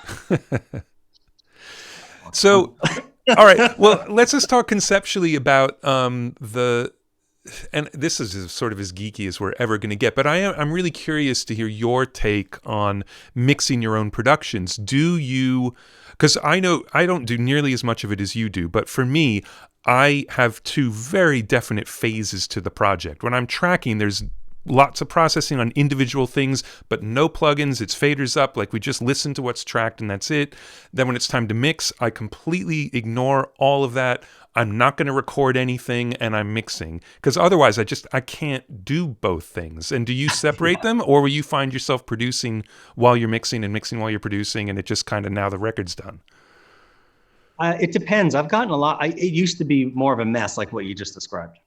It used to be you're in the middle of mixing something that you produced and something's still not right, and you're like, fuck it, let's just plug in the ARP 2600 and lay down a synth or whatever, you know what I mean? There's a notable example of that happen. Sometimes also when you're producing, you keep trying to win the argument and you don't always win the argument, right? And I used to be, I think, a much more difficult person to work with than just really put my foot down and not want to progress with the thing till I got my way. And now I realize it's much more you're riding a wave and you just chip away at it and you eventually kind of get what you want. And I learned a lot of that on the Black Holes album with Muse. That was a very difficult album to make. And we had different ideas about a couple of songs. And one of them is the song Supermassive Black Hole. There was a big instrumental section in the middle. And while we were making the album, I was like, dude, we got to put something here. We just can't have instrumental jam for whatever, 16 bars or something like that. And they were dead set against putting any kind of guitar solo or anything in there, which I can understand conceptually that it wasn't what the song was about. But then I'm mixing the song at Townhouse and the song's mixed. And I'm like, you're really into it. And then you get to the section and there's nothing going on in the section. I'm like, we got to put a solo here. And all the gear had already left town. And they're like, well, we don't even have a guitar. This is like Saturday night at 10 o'clock at night. And then Chris Wolstenholme, who plays bass in the band, said, well, I've got one at my hotel room. I'm like, you want to go back and get it? So he went back to his hotel room, comes back. It only had 4 strings on it. Because he's a bass player. Right? He had 4 strings on it, and we had no amps. So I plugged it into like an H3000 and put it on, and then it had him play it backwards or something. I think he played it backwards with 4 strings with the H3000 on it. And they came up with something that was kind of cool, but it was by no means, the song was already mixed at that point. The funny part to that is that like 3 years after that record came out, Butch Vig rings me up and he's like, yes, I'm in the studio with Green Day and we're trying to get that guitar sound for the solo for Supermassive Black Hole. How did you do that? So, sometimes you just make the best of whatever you have. But that's an example of like if you are producing while you're mixing, you have the leeway to try to make big changes at the last minute. Right. But no, it's really hard. I'm better now. I'm trying to instead of always spreading everything out while I'm tracking, we're doing monitoring everything out of a stereo mix out of the computer, and everything generally needs to sound pretty good every day when people show up. So right. I wouldn't say the mixing is done, but there's a certain amount of delay throws, some kind of processing on stuff that's already baked in, so that when you're mixing, it's maybe half done already. Right. And is there stuff you're saving for the mix, or not really? Yeah, I mean, I go a little bit light on some of the vocal processing, for example, during tracking. I just want it to sound good and snappy so people are excited about it. But when I'm mixing, I'll use probably a whole different set of things on the vocal. Right. Okay, let's go abroad for a second, because we had a drunken game of ping pong in Iceland. And it wasn't the only time you were in Iceland. You had a bit of a connection to the Icelandic scene for a bit. That night was not the proudest night. Well, neither of us made it to the semifinals. No, I made it to the finals. Did you? I did. Yeah, I got wrecked in the finals. Oh, that's right. Yeah, because the thing was, every time you won a game, you had to have a shot before you could play your next match. Yeah, I think I went out so early. I was really depressed about it. It depends on who you got put against early on, because I wasn't the second best person. There was another guy there who was much better than me, but he went against this German guy in his first round and he lost. Right. So I did make it to the finals, and then I got creamed. But yeah, no, I ended up mixing a Sigur Rós album, and as part of the process, I sort of talked them into letting me go and hang out with them before we started mixing. So I got to go to Reykjavik for a while, and we hit it off, and I've become great friends with Jónsi since then, and yeah, we mixed that album in Los Angeles, and that didn't necessarily turn into other Icelandic records, I don't think. Well, Monsters of Folk, right? Monsters of Men, yeah. Monsters of Men, sorry. They don't know each other, so it wasn't. That was a completely different thing that happened. Like there are like 12 people in Iceland, man. Everybody knows everybody.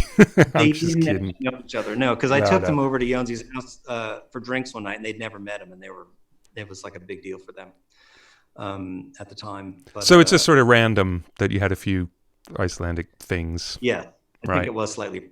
Yeah, I mean, I would pursue those things. I love being in Reykjavik. I spent enough time there now for a while. I'm good for a while. Right. I was like, not this winter, but the winter before, making the third of Monsters and Men record. I was there for, I think, 4 months. I'm good. Yeah, in the winter. I mean, I was only there for 4 days in the winter. And the first couple of days, it was really, really cold, but it was still. And I thought, oh, this is nice. And then the wind started, and that was it. Like, no, I'm not doing this. Yeah. God, I'm gone so out of order here. I'm like, so let's talk about Blonde Redhead of all things. Okay. Because a super, super cool band. And I'm curious, like, how it came up, what the connection was. What did that tie into anything else? Was it a one-off? It ended up being a one-off. I think it came about because I just produced Interpol, and Daniel Kessler, who's the guitar player in Interpol, knows those guys real well. Right. And threw my name in a hat, and that was an interesting project because they showed up, and the songs weren't really arranged and certainly weren't finished. And so normally when you mix, you're supposed to have that stuff kind of finished before you show up. And they also didn't have a lot of money, so I'm like trying to get everything done as quickly as possible. And they were like, well, we don't really have an ending for the song on every song, and so we would sit, and then they would maybe program something, or we would try to arrange it. And I was going out of my mind because I was also doing like probably 3 other things at the same time.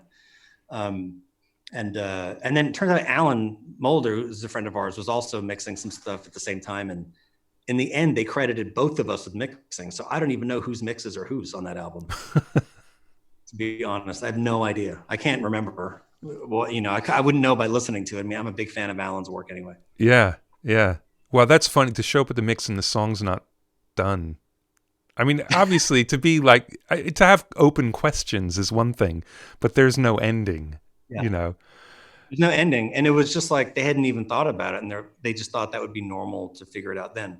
And to some degree, like if it's a big budget record, whatever, it's fine. But it wasn't, and we had like a very finite amount of time, right? And yeah, I mean, this is 4AD, right? So I mean, it's they've been around, but it's not a big money label. Yeah, and the studio was expensive, and I don't think I was getting paid hardly anything. I love the band, so we were just trying to get it done in the allotted amount of time, and it was a little difficult. Right. Like super cool album. I love the album. Well, let's go from the sublime to the ridiculous and talk about Foo Fighters then. Okay. Yeah, Foo Fighters. I can't remember how. Oh, I know how I ended up on that record. We mentioned Luke Wood before. Luke Wood, who was he's the president of Beats. He just left a little while ago. But he didn't produce. He signed Jimmy Eat World to Interscope. And I mixed an album for Jimmy Eat World called Futures.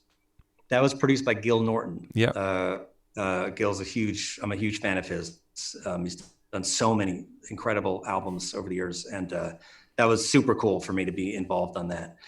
And that went well. And so then a couple years later, Gil had produced the first Foo Fighters, the second Foo Fighters album, Color and the Shape, which kind of broke them. They invited him back to produce another album, and Gil brought me in, and we mixed it out here on a vintage Neve console, 8078.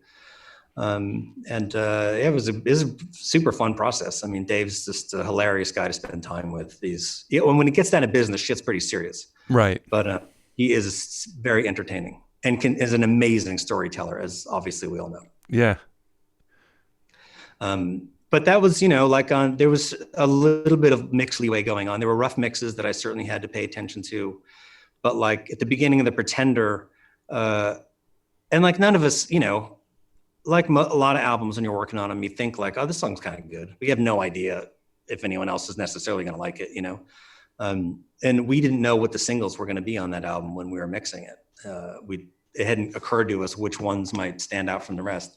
But I do remember mixing The Pretender, and that like the beginning, the vocals are hard panned, and there's a few other. I tried to make it sound like the Beatles, the intro before the song kicks in, and that was something that he hadn't heard before and seemed pretty excited about at the time.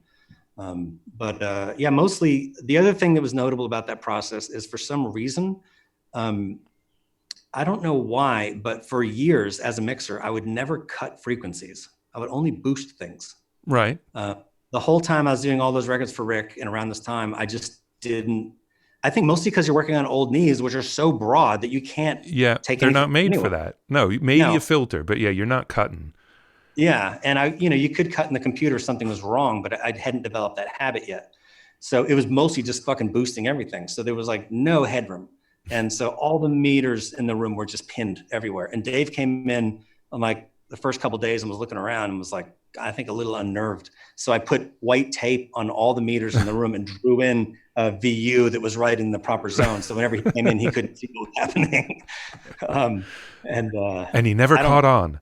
I mean, I'm much better now with my headroom, but those records are just, they're squeezed and slammed with it. They weren't really that compressed, but it's just like, slammed. No, I mean, look, there's so much talk about, the volume wars and all of that. And, and especially like the Metallica record that I mixed half of and won the loudness war.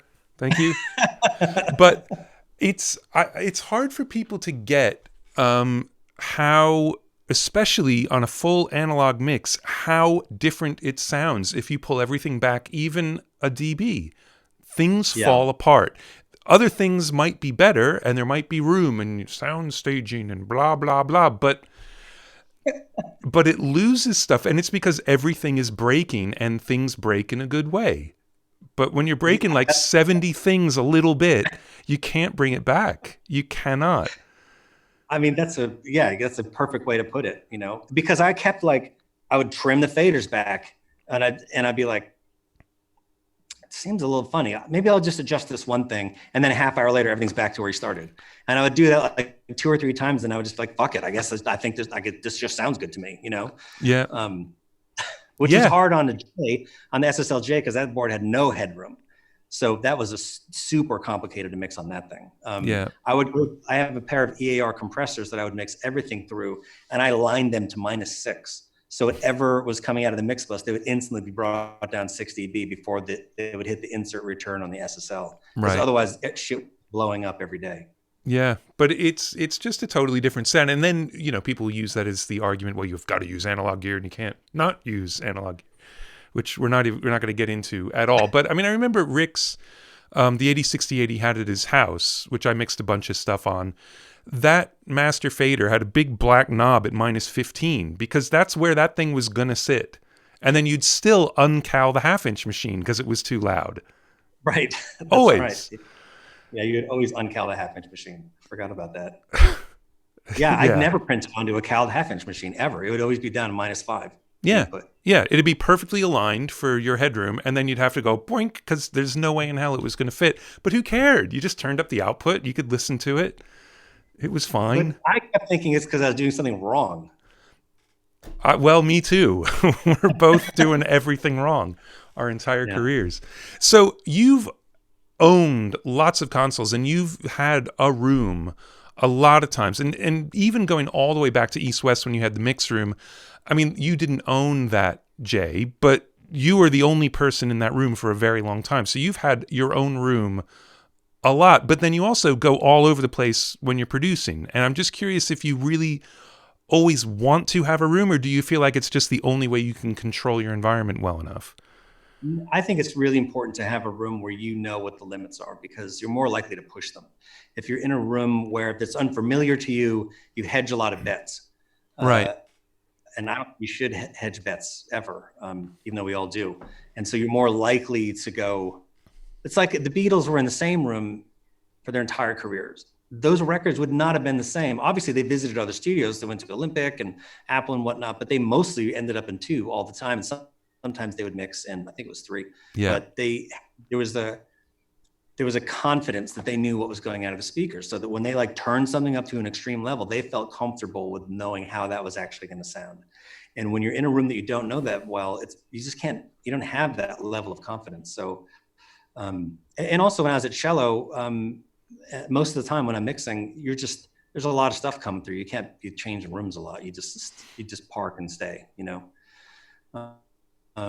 The console conversation is we could have a whole separate show just about consoles. Well, let's do a quick run through, because I think it's an interesting thing where some people, well, you tell a story of just like the consoles you've had, and then I'll make some crap up to tie it all together. And you were about to say, which is that some people, I would argue smart people, find a console that they're comfortable with and have some success with, and they stay with that console for the duration of their careers. I'm not as smart as that. And so what I tend to do is I'll get really excited about something, and then I'll find the limits of it. And then I'll be like, fuck this, I can't use this thing anymore. You know, like I used to mix on vintage Needs back when we did a lot of these albums you're talking about. And there was a time when Rick had sent me something to mix. I'm going to leave the band out of it.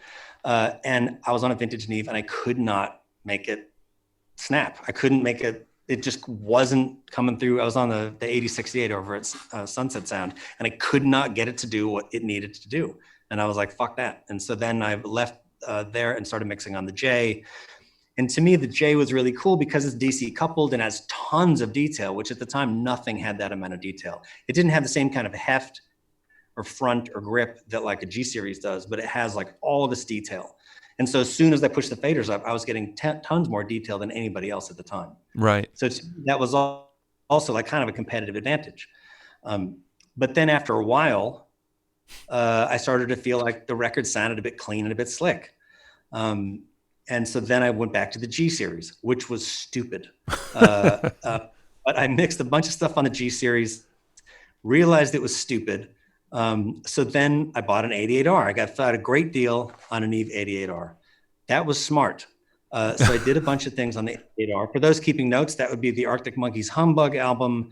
There was a Muse album I did on there. A great band called a Big Pink, UK band, was mixed on that 88R. And then moved back to LA from New York at that point. And like an idiot, I sold that console. And then from there, I kind of like danced around a little bit. Last year, I tried the Duality for a bit, but now I'm just back on the SSL 9000 because I think there's just nowhere else to go. The 9000K is a solid, reliable, detailed. It's one of the best sounding mix consoles ever made. I mean, if I can't make a mix sound good using this, then it's my own fault. I've also tried summing mixers. I've tried using completely in the box. And I've had good luck with some of that stuff. I mean, some of the stuff I mixed through the Shadow Hills summing mixer, I still think sounds great. I think that box sounds fantastic, but I like having a tactile experience, and I'm in a position where I can afford to have a console for the moment, and I'm still, and fit it in the room, and I'm going to keep doing that. Yeah. Well, but I think it just speaks to the fact that you don't settle. That you'll never say, well, hold on a second. For years, I've been saying that this is the best thing ever. How can I possibly say it isn't now? You like, well, because it isn't. And now it's time to make something else be the thing. And you're never afraid to say, it's what's coming out of the speakers is not happening, so let's move on.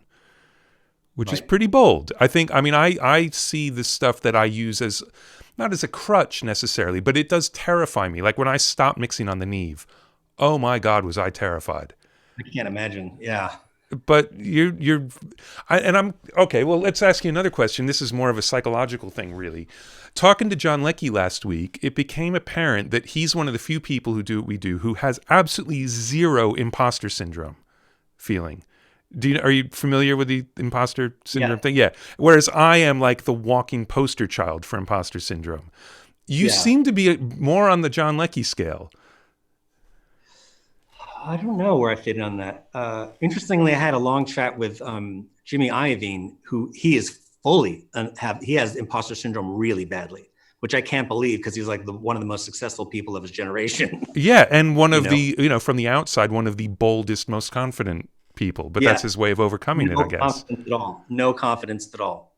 He felt like he was faking it his entire career in studio. That's why he eventually stopped making records, which is kind of insane. I definitely have a bit of imposter syndrome, but I don't know. I'm super competitive, and I don't listen to my own records for the most part when I'm done with them. So it's not like I think everything I do is great. Most of the time, I think that what I do when I hear it a year or two later, I hear things I could improve. There's a few examples of things that I've worked on where I don't feel that way about. But usually I feel like there's something with hindsight I wish I could have changed. I mean, Lecky must not feel that way at all. I mean, of course Well, he's John Leckie, so. I don't know that he doesn't feel that way about it, but he just is never he's never worried about being found out. Whereas I'm constantly worried about being found out.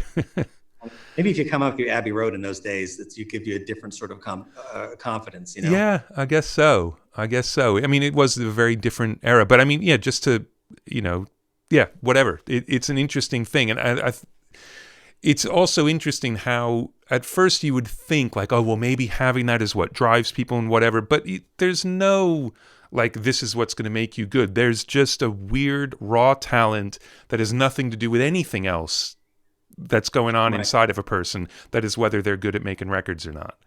And it doesn't have anything to do with gear. It doesn't have anything to do with their own opinion of themselves. But it does, I think one of the consistent things is the pushing yourself. And if you're pushing yourself just so you don't get found out, or you're pushing yourself just for the art, or it doesn't matter why you're doing it, but it is that you're pushing yourself. Part of it for me is that whatever genre of music I'm working on is almost never the genre of music I'm listening to. And so I'm always being inspired by something that I'm not doing.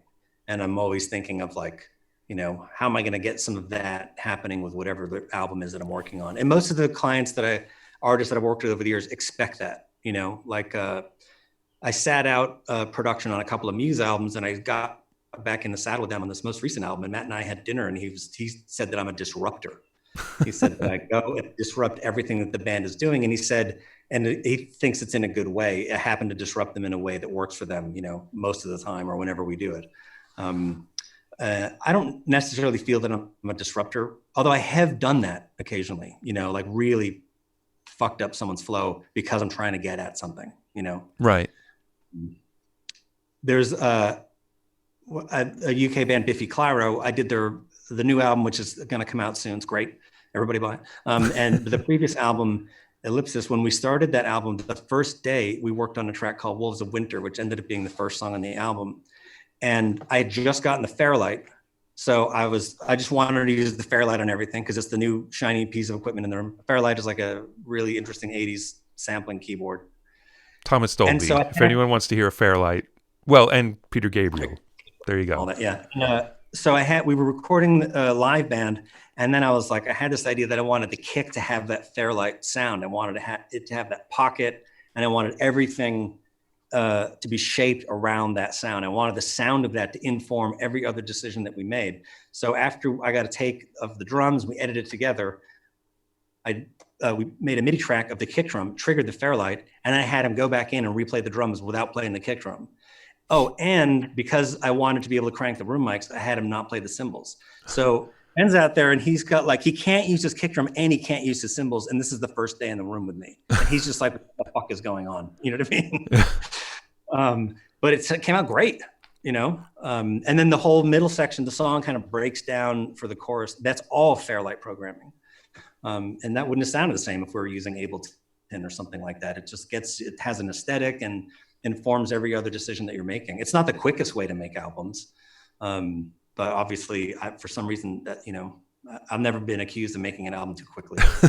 Well, I don't think anybody has really, but it's really interesting how you'll take a band. I mean, and Biffy, I mean, they're a heavy band, and I don't know their catalog that well, but I don't think anyone would say they're a super experimental proggy heavy band. They're just a heavy band. So they have some experimental side to them for sure. Yeah, they are interested in some weird shit for sure. Right. Sonic, not so much. They're definitely more about salt of the earth.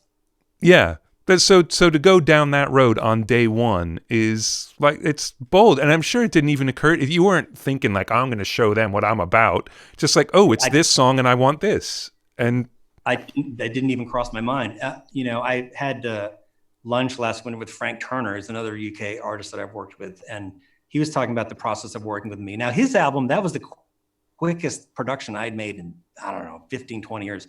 We recorded the whole thing in, I think, 4 or 5 weeks. And he said that I spent a day and a half listening to cymbals because they hated all the cymbals that they brought with them. And so we rented a bunch and I spent a day and a half I don't remember that, but it doesn't surprise me. See, that's the good part about your brain, is it blacked it out for you.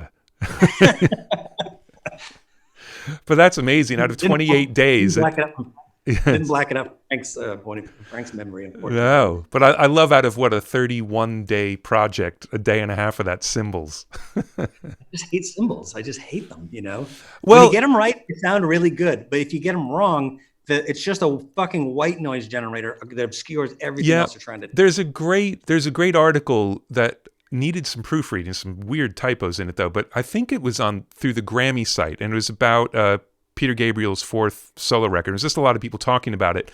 But that was his thing going into that record when he met Steve Lillywhite. And they're like, so what's your vision for this record? No cymbals. That was it. And there is not a single cymbal. And Jerry Murata's talking about it and about how at first it really freaked him out. And then within about an hour, he'd kind of figured it out. And it wasn't we're going to cut the cymbals separate. It was, this record has to work with no cymbals. And they're a real crutch, man. I mean, I will fly crash cymbal samples into mixes when I cannot get the downbeat of a section to work. Like, I know what'll do it. And so to go after an entire record that way, it's bold. But yes, cymbals, as great a job as they do when they're doing their thing, are a nightmare for every other aspect of their existence, I think. Another, on the same thing, the My Bloody Valentine album, Loveless, there's no hi-hat on that whole album. I don't know if that was a conscious choice of theirs, or Kevin was just like, I hate hi-hats, don't put, as they went. But I remember noticing that years ago. I'm a huge fan of that album, and there was not a single hi-hat on there. Right. Funny. Weird. Yeah, and Queens, cutting them separate because you got to be able to control them. Yeah. But then there are a million bands that will cut the drums separate that way, but it takes a special kind of drummer to be able to do it too. Like, you don't do that, so then you edit everything. It's yeah. Okay, I got a couple more things on my list, just of specifics, but I'd also, right now, you said there are a couple records where you wouldn't change anything, and I'm just curious what those are. What are the records you've done that you really think like, yep, those are great? Like, you had asked me to put together a playlist of things that I liked. Yeah, which Mark will post for everybody. Those playlists have been really cool to have a look at. Yeah, I can't wait to see like what Lecky has up there. I was surprised that I actually liked more of the things that I'd worked on. I'm really hard on myself, so oftentimes I think, well, even like a lot of people who still talk to me about the Audioslave album, like I would remix that album in a second if I could, And I think all of us are like that. Yeah. I just saw Scott Litt, REM was putting out some reissues, and Scott Litt remixed the whole album. Like, fans don't care about that stuff, but we do, Yeah. But I would say that like there was this Scottish band called Las Vegas. Yes. That we made one album together. It was their debut album. I can't remember how I came across them, but I helped get them signed. I was a massive fan of theirs, still am. And that album, particularly the track Geraldine, which was the first thing we finished. When I was putting that playlist together, I listened to that and I was like, I would not change a fucking thing about that song. That is like, good. I just feel so happy. Because it's awesome. Yeah. And the Fiona album too is the same thing. Like, I feel really good about that. And there's enough distance with that so that I can feel good about it. I mean, I think I probably feel better about a lot of these records than I would admit, Right. But things like, Francis to Mute, I'm going to remix that album someday, even if it's when I'm 75 years old. I'm 3 years, and I'm going to mix that for nothing and just send it to the guys in the band, because I know that album can sound better still. That's so funny. All right, let's talk about an album that I think, especially the first track, which I cannot remember the name, just sounds absolutely fucking huge, is Secret Machines. Oh, right. Yeah. The Now Here Is Nowhere. That that was yeah, that's a cool album. That was it's funny, Taylor Hawkins, that was his big album. Like when I met him, he was talking about that album all the time. He just loved the drum sound on that record. I mean, that was like, I think that was cut pretty live. That was all on one reel of 24 track tape. Wow. Which is interesting because it's actually much harder to mix a record like that than it is when it's spread out across 150 tracks or whatever it is we get in the mail every day, because you have to generate all the dynamics and the sonic changes only given a few ingredients, you know? Yeah, I mean, they came in with a pretty clear idea of what they wanted. Very clear idea. And were the drums tracked that way, or did that really have to get constructed? No, the drums were tracked that way. The drums, it's actually quite funny. When they came in to go over the mix with me, they were like, yeah, man, sounds good, yeah. And the drummer's like, hey, man, can you turn the snare down? So I'm like, okay, yeah, I'll turn the snare down. He's like, yeah, that sounds good. Can you turn it down some more? I'm like, yeah, okay. Yeah, just the snare track, right? Yeah, just the snare. I'm like, yeah, turn it down. Yeah, just turn it off. Just turn it. I'm like, okay. So I turned it off. There's no snare mic on that record. And there's plenty of snare. There's plenty of snare, but the close mic is off on the whole album. Right. It's funny because that, as a mixer, it's not something I would ever think to do. But lately, there was a record where we were really struggling with the drum sound, and I turned off the kick and snare mics and didn't even touch the rest of the kit and sent it. And the band's like, oh, that's it. Can you do that on the other songs? Like, no, it's too late. But it's weird because I personally spend a lot of time on kick and snare. Like, they're really important to me, the way they drive. But yeah, you don't always need them. And I mean, to think that there's no snare mic on that, and that's just gigantic drum sounds. And maybe because the close mics aren't as big a part of it. So yeah, probably. Yeah, no, everything just kind of came together in the right way for that album. Yeah, it's an amazing sounding record. All right, one little one that I was just curious about. So does it offend you? Yeah. Yeah. So James Rushend, who was the singer in that band, I've actually worked with him a bunch on productions over here because he's managed by Alex, who's the A&R guy for Biffy Clyro, and so it's a whole thing tying everything together. And I never really knew about that band, but he's so talented as just a musical thinker and the way he puts stuff together. But I'm curious, what was it like when he was just being like the guy in the band and No, that's one of my favorite albums too. That should be on that list. I totally spaced and didn't put that on there. I love that album. That was like one of my favorite experiences. When they first showed up, there was only two guys in the band, and he had a PC running Cubase, and he set up in my live room because they were still working on stuff. I think I was actually mixing something else while they showed up because I was in New York at the time, and often I'd be so behind schedule that people would fly in for their session and I'd still be finishing something else. So he was in the live room, and the other guy was just in the lounge, like on his computer or whatever. And after like 2 or 3 days of this going on, I went to him and I was like, while James is in there working, what exactly are you doing? And he was like, I just tell him when to stop. Interesting. Yeah, I mean, he just he's a whip smart, brilliant programmer, and he put a whole song together in I think 2 days. That song called "Let's Make Out" on there, right? We had guest singer come in, and yeah, that was a good time. That was a really good time. And then I mixed that was two of those songs are mixed on the J, and then I went back to Avatar and mixed the rest of it on G. Right. We must have done like 2 singles first, and then we mixed the rest of it later on. And I had jury duty the whole time I was mixing that album. Well, we won't talk about the case. So we should definitely talk about Death Cab. Yeah. Because it's Death Cab. It's Death Cab. Yeah. I love that band. Yeah.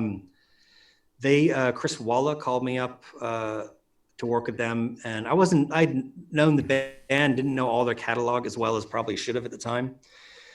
And we had a few phone conversations, and it seemed like the fit was good. Ben came through to listen to some stuff. I was working on Kimber's album at the time, which sounds nothing like Death Cab, and I think Ben thought that was interesting because of that.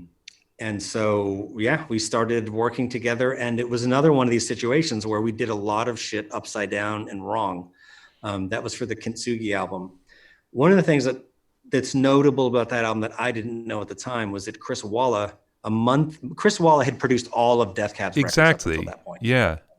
And they had been working on some of these songs, and for whatever reason, the chemistry wasn't coming together. And so then they decided to bring in somebody else.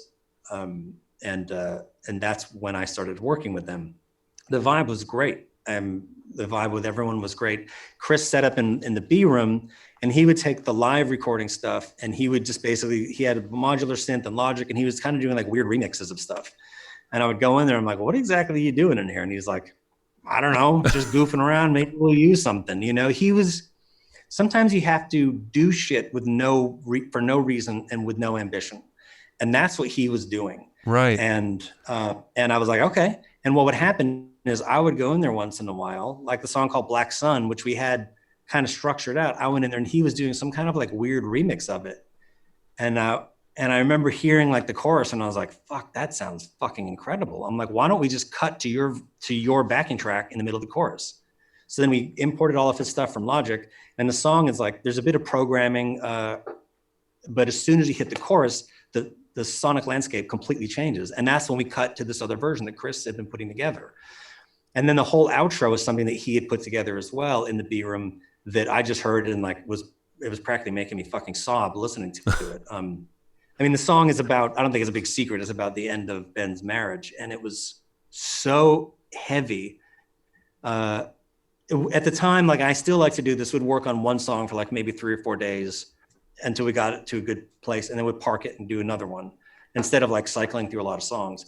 And after like 4 days of listening to that song, like it was just so emotionally draining that it was like 3 o'clock in the afternoon and we were listening to a playback, and I was just like, let's just stop. Let's just go home. We just don't need to get out of here, you know, because Ben is such an incredible writer that his songs are emotionally just really can overtake you, you know? Yeah. And when your job is to sort of amplify those feelings, like it takes it out of you sometimes, you know? And there was the first song on that album was just supposed to be an acoustic guitar. And what is the first song on the album called? I don't know. I'm terrible with song names. I could look it up, but Mark will look it up. It started out with him playing an acoustic guitar, and we put like a little bit of programming, and it was supposed to be that way.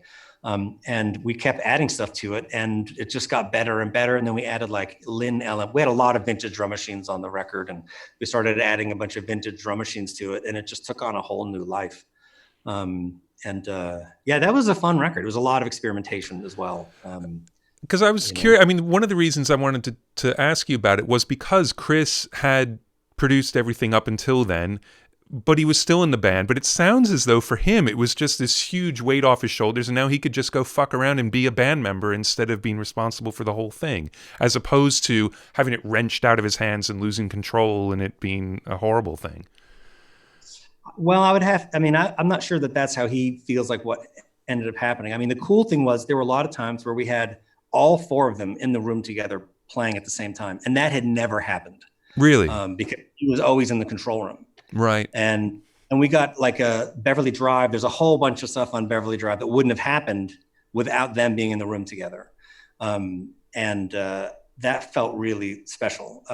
But what I found out later on is that a month into the process, he quit the band and he told the band and didn't tell anybody else. And the band didn't tell me because they felt like it was going to really disrupt the process. So we finished tracking in like, I don't know, May or something. And then after a few weeks, I realized I needed more stuff from Chris, who had already left the band, but I didn't know that. So I called him up and made him fly back down from Seattle. And we spent another 2 weeks together working on stuff. And we had a great time. And then like 3 months later, when the album was getting ready for release, he called me and told me that he had quit the band, and told me that he quit the band during the making of the album. But didn't want to tell me because it would have affected the process and the chemistry. I was pretty shocked, I have to say. I did not see that coming. Yeah. That's a really weird way to handle it too, isn't it? To quit the band, but see the record through to the point of coming back. And yeah. Yeah. And they still had like a few shows booked, and he played those shows with them. And those were the last shows he played. Right.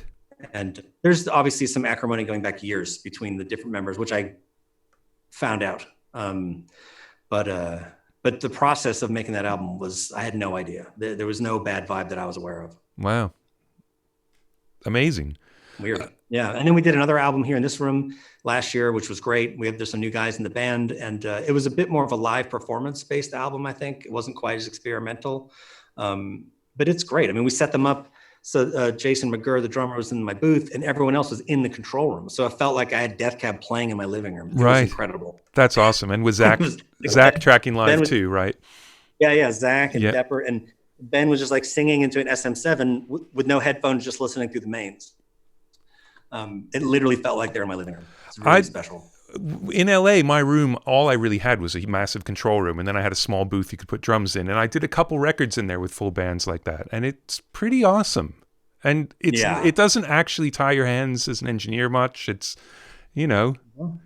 And I think we've kept quite a few live vocals too, and whatever, just tracks bleeding and off you go. Yeah. I mean, it also makes communication way quicker. Yes, except the only thing I found is you'd forget about the drummer because you didn't have to turn on a talkback mic. And so you'd be talking to the band and the drummer would go, guys. Yeah. So we had to remember to do that, but that's funny. So, I mean, look, there's so many other things. Is there anything else in particular you'd like to do, or do you want to just have some questions, or because the discography is so deep that I could name bands for the next week and you'd talk about them. And yeah, we can just get some questions. I'm not All right. sure how to drill down on anything we haven't touched. Yeah, I mean, I think I think we get a pretty good arc of stuff and hit the major, and there are going to be questions about things. So maybe we'll bring Mark in, or he'll bring himself in, and we'll get some questions from the hoi polloi, as they say. Oh, maybe Mark went to sleep. Oh, so he's listening to the stream. There's like a 20-second delay. So now, so we can talk about a whole nother record while we're waiting for Mark to hear that he's going to come in and give us some questions. Or I'm going to get a text from him saying, I had to go. I don't know. No, here he comes. He's there. We've actually been off air the whole time. Again.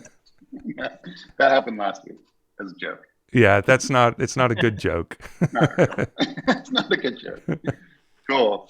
Well, this has been incredible. We have a ton of questions in here. I'll just start at the top and go from there. So first question, the most upvoted one, is from Nicholas Hosford. And he asks, Rich, how and where do you draw the line between mixing, engineering credits, and producer credits on your projects?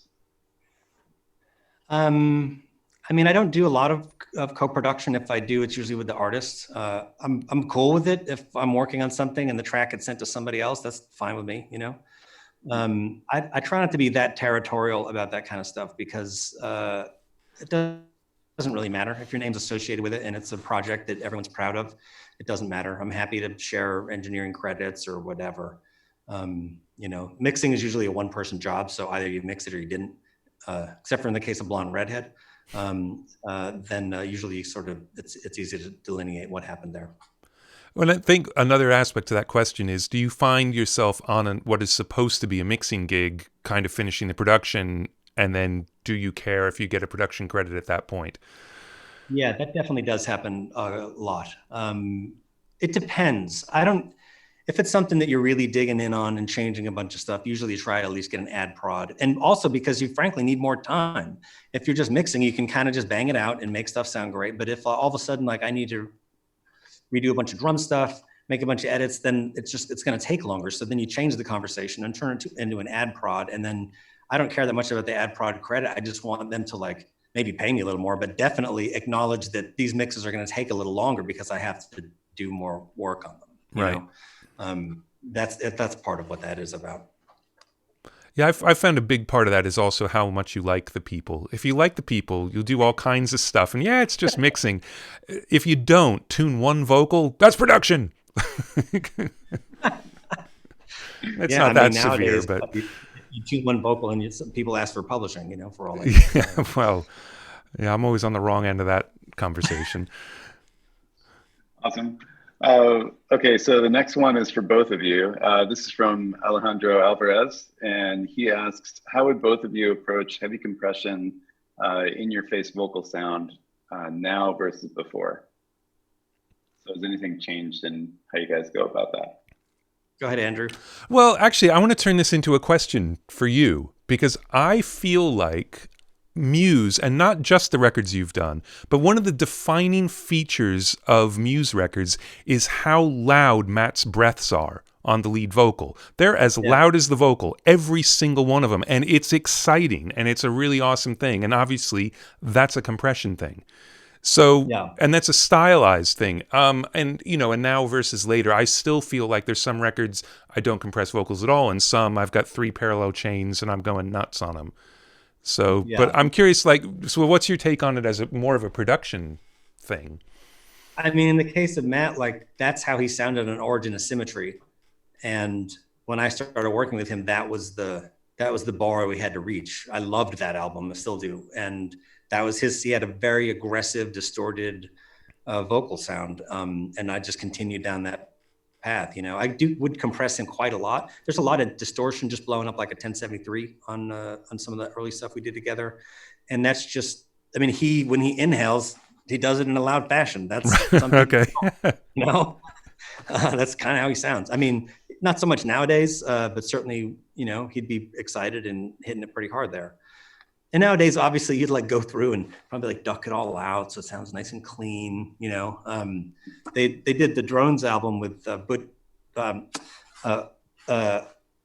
Mutt Lange producing, and those were some of the craziest sessions I'd ever seen. And this is not totally off topic because Mutt hates the sound of compression, so Mutt would automate EQs and level rides on everything. Sometimes he would have 3 different EQs automated on one thing just to constantly be dipping and riding frequencies so that he didn't have to have a lot of compression to make something loud.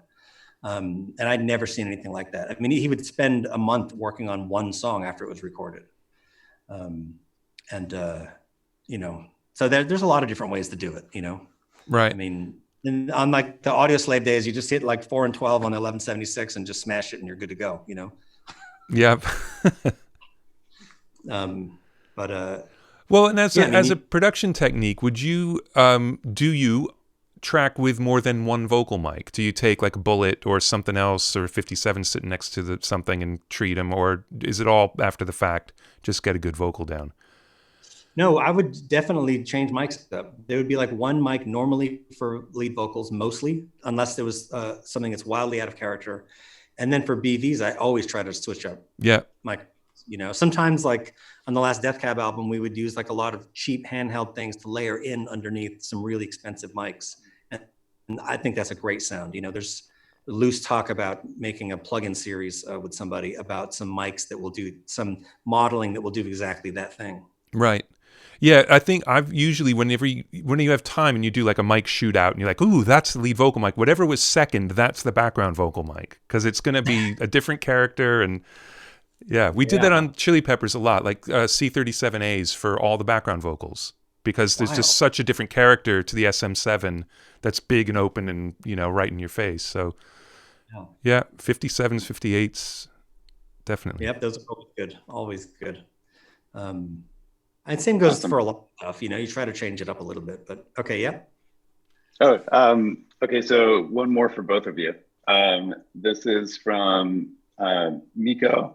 And Miko asks, I'd love to hear about the drums on the first Audioslave record, mixing-wise from Rich and tracking-wise from Andrew. Well, we can start with the tracking. So first of all, Dave Schiffman recorded that record. And it was in Studio 2 at East West, which... Anyway, whatever. It's Studio 2. It's the back room. No, it is 2. Yes, 3 is the Pet Sounds room. So first of all, it's one of the best sounding rock drum rooms ever. That and Sound City A, I think, are my 2 favorite drum rooms. You put any microphone anywhere and it just sounds great. And there's a really good impulse response of that room in Altiverb. It's obviously not like tracking in the room, but you get a feel for it. And Dave did an amazing job tracking that record. It's bell brass snare, and they had a drum tech who actually had a nervous breakdown at the end of the record because of tuning the snare drum, because it's the drum is so heavy and Brad plays so hard that they were going through heads, maybe 2 takes per head. Wow, but it had to be tuned perfectly because it would just sing when it was right, and it was completely clamped down if it wasn't right. So that was a big deal. But Brad is obviously an amazing drummer, gets great tone while hitting about as hard as anybody I've ever seen. But Dave Schiffman, that was all recorded to tape and then transferred. That was back when BASF gave you a free CD in each reel of tape. You got a writable CD, but they gave you coupons for it. So we just took a picture in front of the tape library, and it was 220 something reels of 2-inch for that record. And anyway, but yeah, so I'd say there's no drum editing on that record. There's lots of edits between takes to put the songs together, just because they played the songs so much because things were evolving. But yeah, no editing at all. And then it got put from the tape into Pro Tools to do those edits. And then it went to Rich. And then I mixed it from tape. It went back to tape. Yeah, well, we made new tapes when Chris started singing. And I guess those stayed as the master reels for that. Yeah, that's right. So, that we mixed that from tape. And as far as the drums go, I do remember, like on Renegades, in keeping with my always trying out different things, there's a 909 kick sample underneath Brad's kick on the entire album Renegades, which is not something that most people would do on a Rage Against the Machine record. And he afterwards said he loved that sound. So when we were mixing Audioslave, I did the same thing. So other than that, I don't think there's any snare samples or anything on there. There's just didn't you have the snare going through a Marshall? Oh yeah, I used to do this thing all the time where I would take an Oratone and put it on top of I think this is a Bruce Swedian trick. You put it on top of you put 2 drumsticks over snare drum, put an Oratone on top of it, so it's not resting on top of the head exactly. And then you would just feed the snare. Sometimes you would take a snare trigger and feed that into there. And then you'd mic underneath the snare, and you'd get like a really fresh, lively snare sound. And I would use that. I wouldn't use a snare sample, but I would use the sample feeding into the live snare, and mix that back in. Yeah, for sure, I did that on that record. So that's something that probably made a big difference. I don't remember, like, we all did, all the Rick crew, we did this one thing where we would take the kick and the snare and run an 1176 parallel off of it. Schiffman always did that. I'm sure we all did. And that would be like a sort of center drum park of the kick and the snare. And then the rest of it would be, I don't even remember if I compressed the drums that much at all. I must have done it on channel on the console, but it was mostly just the 1176, I think, that really gives it that kind of hammered sound. Awesome. Ooh, incredible answers there. Okay, so next question comes from Eric, and he says, this is for Rich.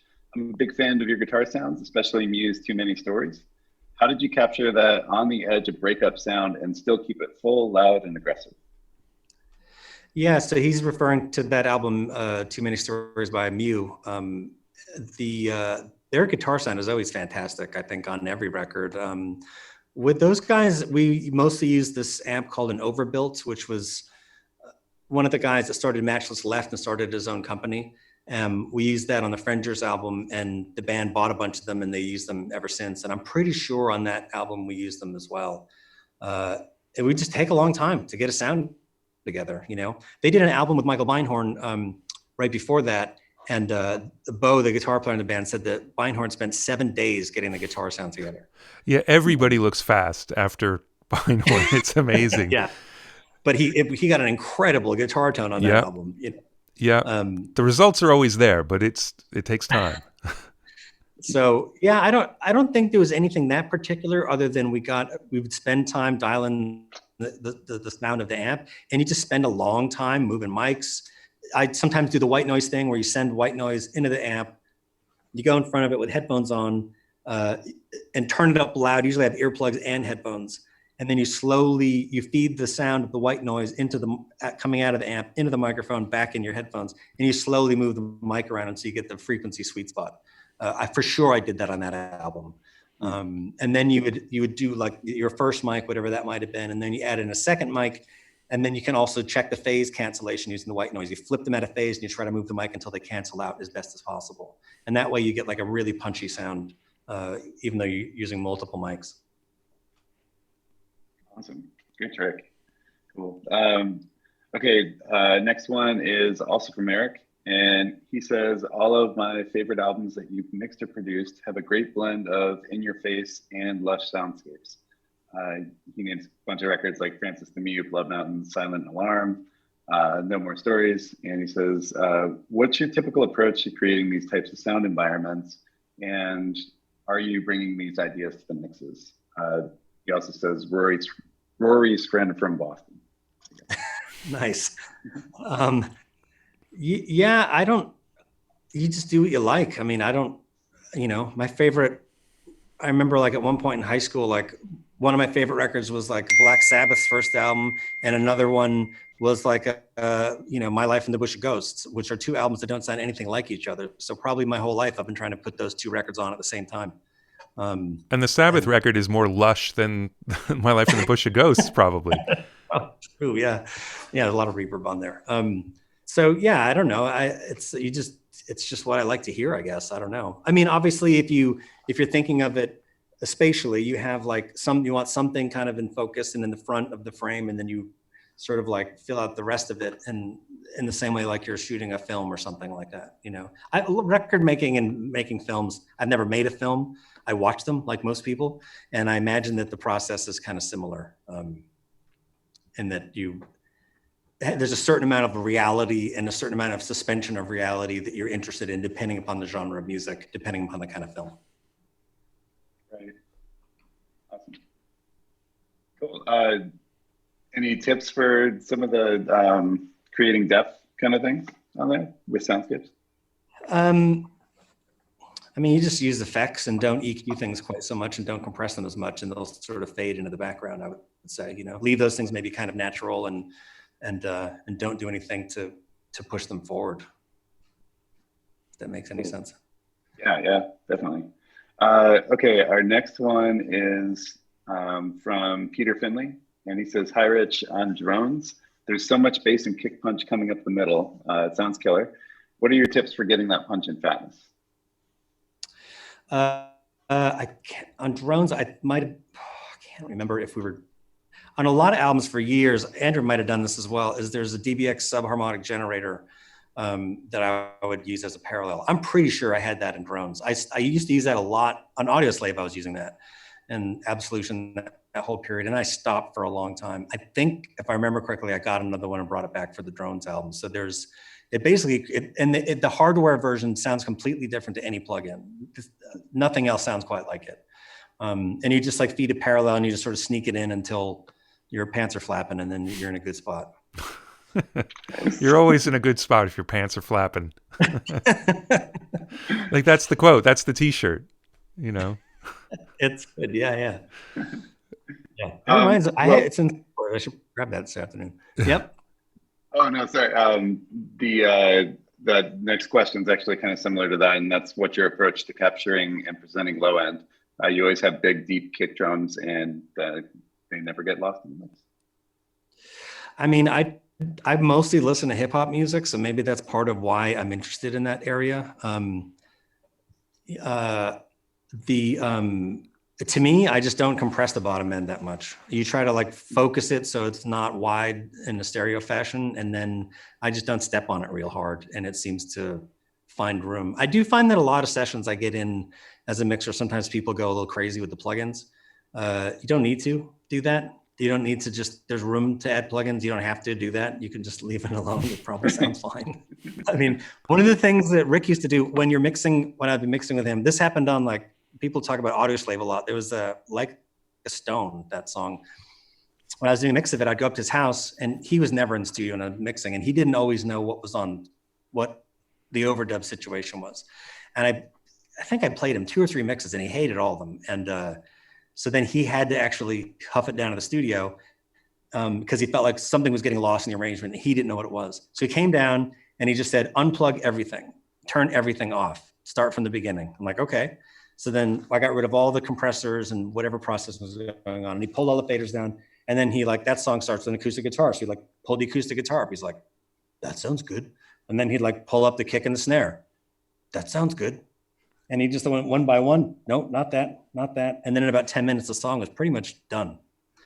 And then he left and I finished it off, but he sorted out the arrangement that quickly. So the ability to turn shit off and start all over again will save your ass more times than adding more shit. Awesome. Cool. Let's see. Do you have any tips for really just finding a balance with your low end?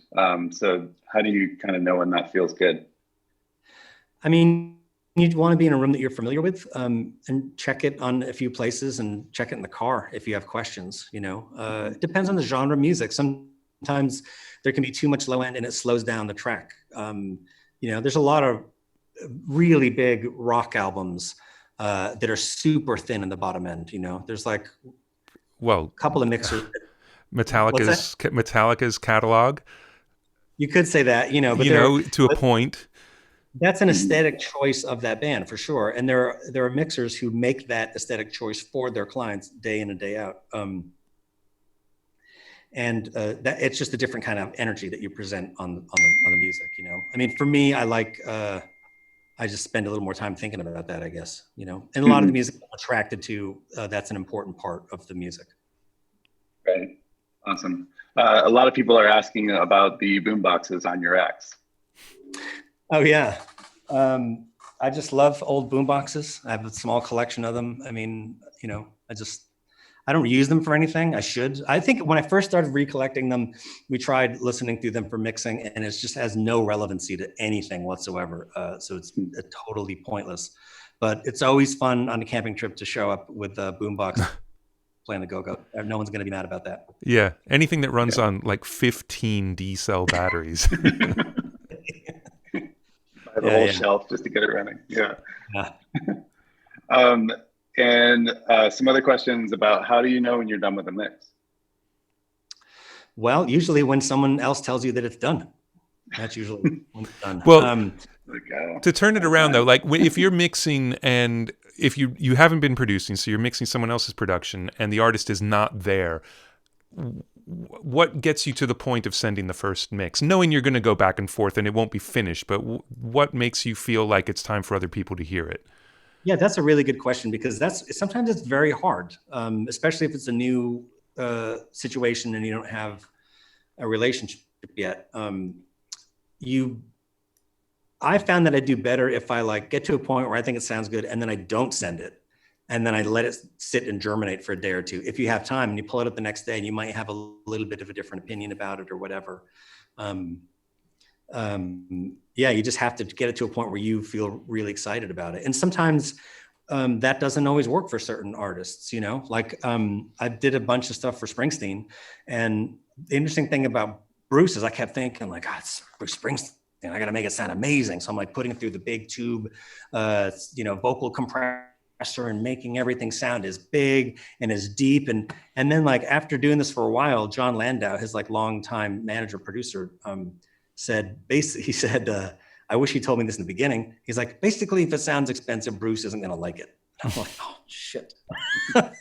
So like his aesthetic is he kept saying, make it sound greasy, right? So what he wanted is something that felt kind of almost like an old Stones record or something. And it took a while to figure that out. Because I thought he would sound awesome. Well, and especially because if you go through the catalog, I mean, there was that run of stuff that Brendan did with him, and that doesn't sound greasy. That sounds Brendan, big, pumped, but there's obviously something in the musical aesthetic that he connected to that has nothing to do with the sonics.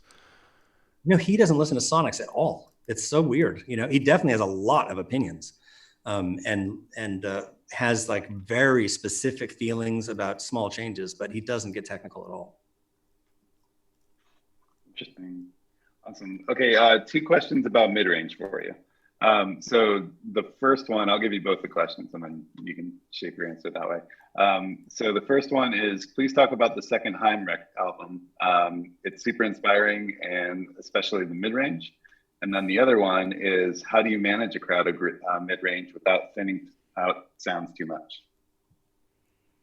Yeah, no, the second Haim album, that was, we'll probably do like one more round of questions, then I probably should bounce because I'm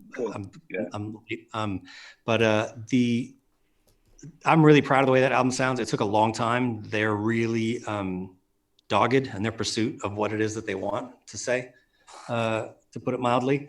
And I mixed that through the Shadow Hill Summing box, which has a lot to do with the way the mid-range sounds on that album, for sure. That box has a, well, I also mixed the Drones album through that box. It has a very specific sound. That album is super crowded in the mid-range, and there's a ton of overdubs, and they're all fighting for the same space. And there isn't really a good answer for that, other than you just spend a long time. We spent, I think, probably 6 weeks mixing that album. You spend a long time. There were a ton of revisions. The Want You Back, that song, which was the first single, I think that was mix 33 that went to mastering. So it just goes on, and you just stick with it. You don't give up. They certainly didn't. It just takes a long time. It's no trick. Though I think a little bit of what you were talking about before with the front and back thing, I mean, that is the way to do some of that, is that things can be smaller and further away, and you can actually turn them down at that point because they don't have to be right there. So yeah, that's true. There's a certain amount of inferring. The information can be inferred, especially like once something makes an entrance, then you can let it lay back because your mind knows it's there, it's fine. Yeah, and that used to be a real thing. I mean, I remember when I was sort of learning, late 80s, early 90s, that was a big deal. Like really push something up in the entrance and then pull it back as far as you possibly could. And that was a sort of a technique. And I don't know, I haven't heard people really talk about that lately. So that is a thing. Present something and then you can really turn it down, especially percussion or extra guitar overdubs and things like that. Yep. Yeah, that was definitely a Rick move as well. Yeah, there are two big Rick moves that I've learned. I think everybody worked with him would learn it. One was that thing, you like pushed up the entrance of the shaker and then like let it sit back down because you don't want the shaker too loud. Yeah. And the other was the slippery fader move. Slippery fader, yep. Whole master bus up which on is the just downbeat. Bus in the chorus, which now a lot of people do. But at the time, I had never, when he first used that phrase to me, I was like, huh? What? Slippery fader? What are you talking about? It was something that had developed amongst his posse over years, I think. Yeah. Sylvia loves talking about the slippery fader. That's the thing, But it's a big deal. I mean, look, because otherwise you're just going to ride everything individually, and that's going to then hit the bus harder, and things will sound different. And sometimes you're hitting things so hard in the mix bus you can't turn it up. It won't get louder, so turn the mix up. Yeah. Right. And then how do you get out of the slippery fader? Yeah, you're just real slow. You just pop it up for the downbeat, I don't know. And now I kind of automate that, so it's very controllable. But sometimes it's like the whole chorus just comes up 0.8 because that's the Ed Cherney number. You always do 0.8. And sometimes it's just at the beginning, and then it'll fade down for the entire chorus, so you're left at the next verse level or whatever. But yeah, it's just different. I didn't know it was 0.8. I do like almost 2. Well, mix bus for me is usually 0.8, but it just, as the number came out of my mouth, I remember John Paterno was actually quoting him because that was Ed's number. Whenever he had to do anything with the vocal, it was always 0.8. That was going to be perfect. Learned something here. Awesome. Okay, last question, and this is for both of you guys. So you've talked a lot about Rick Rubin's camp. Just like quick answer, so Rich can get going, but how many of you guys were in that group, and were you guys all pretty tight during that? This is a good question. Well, it's a moving group, first of all. I mean, I think I was probably one of the sort of longest lasting, because I think I was making records with him for about 12 years straight. You are the longest lasting. Still doing other stuff, but I mean, I sort of came in, Jim Scott was still there for a few years, and I was there, but then he was gone. So you cycle through people. We certainly all knew each other because Rick made a lot of records and a lot of the same people worked on them. Yeah. If you go back though, historically, Rick has a long history of pulling out people, and I don't know whether he's finds the right people or we all learn so much from him. It's probably a combination of both, but like he's the guy Andy who Wallace jumpstarted his career. Andy Wallace was doing disco records, and then he brought him in to do Walk This Way with Run DMC and Aerosmith. And that led to using Andy for Slayer. Yeah. And that led to Nirvana calling him up because they wanted the guy who mixed Slayer. And then Brendan O'Brien, same thing. Brendan O'Brien, same thing. Blood Sugar. Yeah. came in on Blood Sugar as an engineer, and then his career obviously exploded. And then Sylvia and Schiffman. There's so many people that have gone through the Rick camp. Dave Sardi obviously came through Rick. Yeah. Obviously became a massive producer. And yeah, I think, and Greg Fiddleman has gone on to be massively successful. I know a lot of us did know each other. The only time I remember when we were working with you two at Abbey Road, a few were actually all together at the same time hanging out. That was kind of fun. Yeah. The fact that there were 3 of us in a room. But yeah, usually you would see each other like up at Rick's house on their way to doing something else or whatever.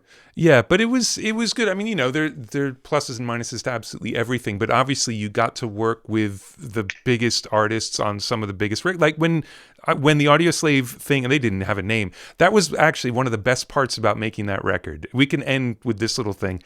There was no band name. Audioslave happened, I think it had happened by the time we were done tracking, but there was just a sea of Post-it notes on the wall of possible band names, and the joke ones were some of the funniest ever. There was one with this dude in a raincoat with a huge dick, and it was Plato's Surprise. And that was... I thought George Draculius's name for them was quite good. Cornello. Cornello. Well, there's another one, George Draculius. I mean, Rick didn't bring him up, but they produced records together for years.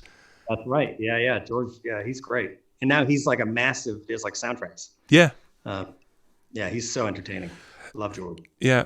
So it was it was an interesting place to be. And then there's Jason Later, who's has a massive career. I think he's still working with Rick. He's still doing stuff. Yeah. Dana Nielsen now is doing a lot of Rick's records. Really great. Yeah, Philip Broussard, who worked with us on millions of records. One of the greatest guys to have in the room while you're making a record ever. Absolutely. Philip's the best. So yeah, a crew of really amazing people. And then there'd be people who would just sort of stop by, like Russ Elevato came in to mix the Saul Williams record because of the first D'Angelo record. And then mixed like a couple of things. Then he came back years later to mix something else for Rick, but he wasn't, sort of a regular. So it was Hang on a second. I have something that might be interesting. Hang on a second. I love things that are interesting. You guys need to have like a giant barbecue or something after NAMM or something. Just get all the Rick Rubin guys. Yeah, we'll do it at Rick's house and he'll pay, and that'll be awesome. And then there are all the other people around, like Lindsay Chase, who Rich mentioned early on, who was his production coordinator for years. Dave and Jeff, who worked with him. I mean, an amazing group of people. So this was I still have a copy of this. I don't even know if this song has been released, but this is what the band was called during the working times. Yeah, RATM, Chris Cornell. Yeah. And Hide the Gun. There's another one, I don't remember that song at all, but there was another one from the first record which didn't come out. There was some weird dissonant thing between the bass and the vocal melody that they could never sort out, and it was by far the coolest song on the record, I thought. I can't remember the name of it now, and it never came out. That sounds really familiar. Tim was complaining because he said because he now had to play like songs, that he couldn't do the kind of bass stuff he would normally do. And I remember that coming up. He was really pissed about that song because like he didn't want to change his part. And there was a bit of an issue about that. Yeah, and I thought, to me, it worked fine. Yeah. But that's because look, just you said you wanted to know what was on John Leckie's list. It just made me think of it. The very first thing was a Stockhausen piece. So so there you go. I think we all, and that's another thing. I think, like you say, you spend most of your time listening to hip hop and things. I think we all sort of get known for the records we've worked on as if that's our thing. And some of us are lucky enough to work in the genre that we love, and that's what we want to do. And some people are really happy to not do that. Would you want to be making hip hop records for a living? Yeah. Yeah.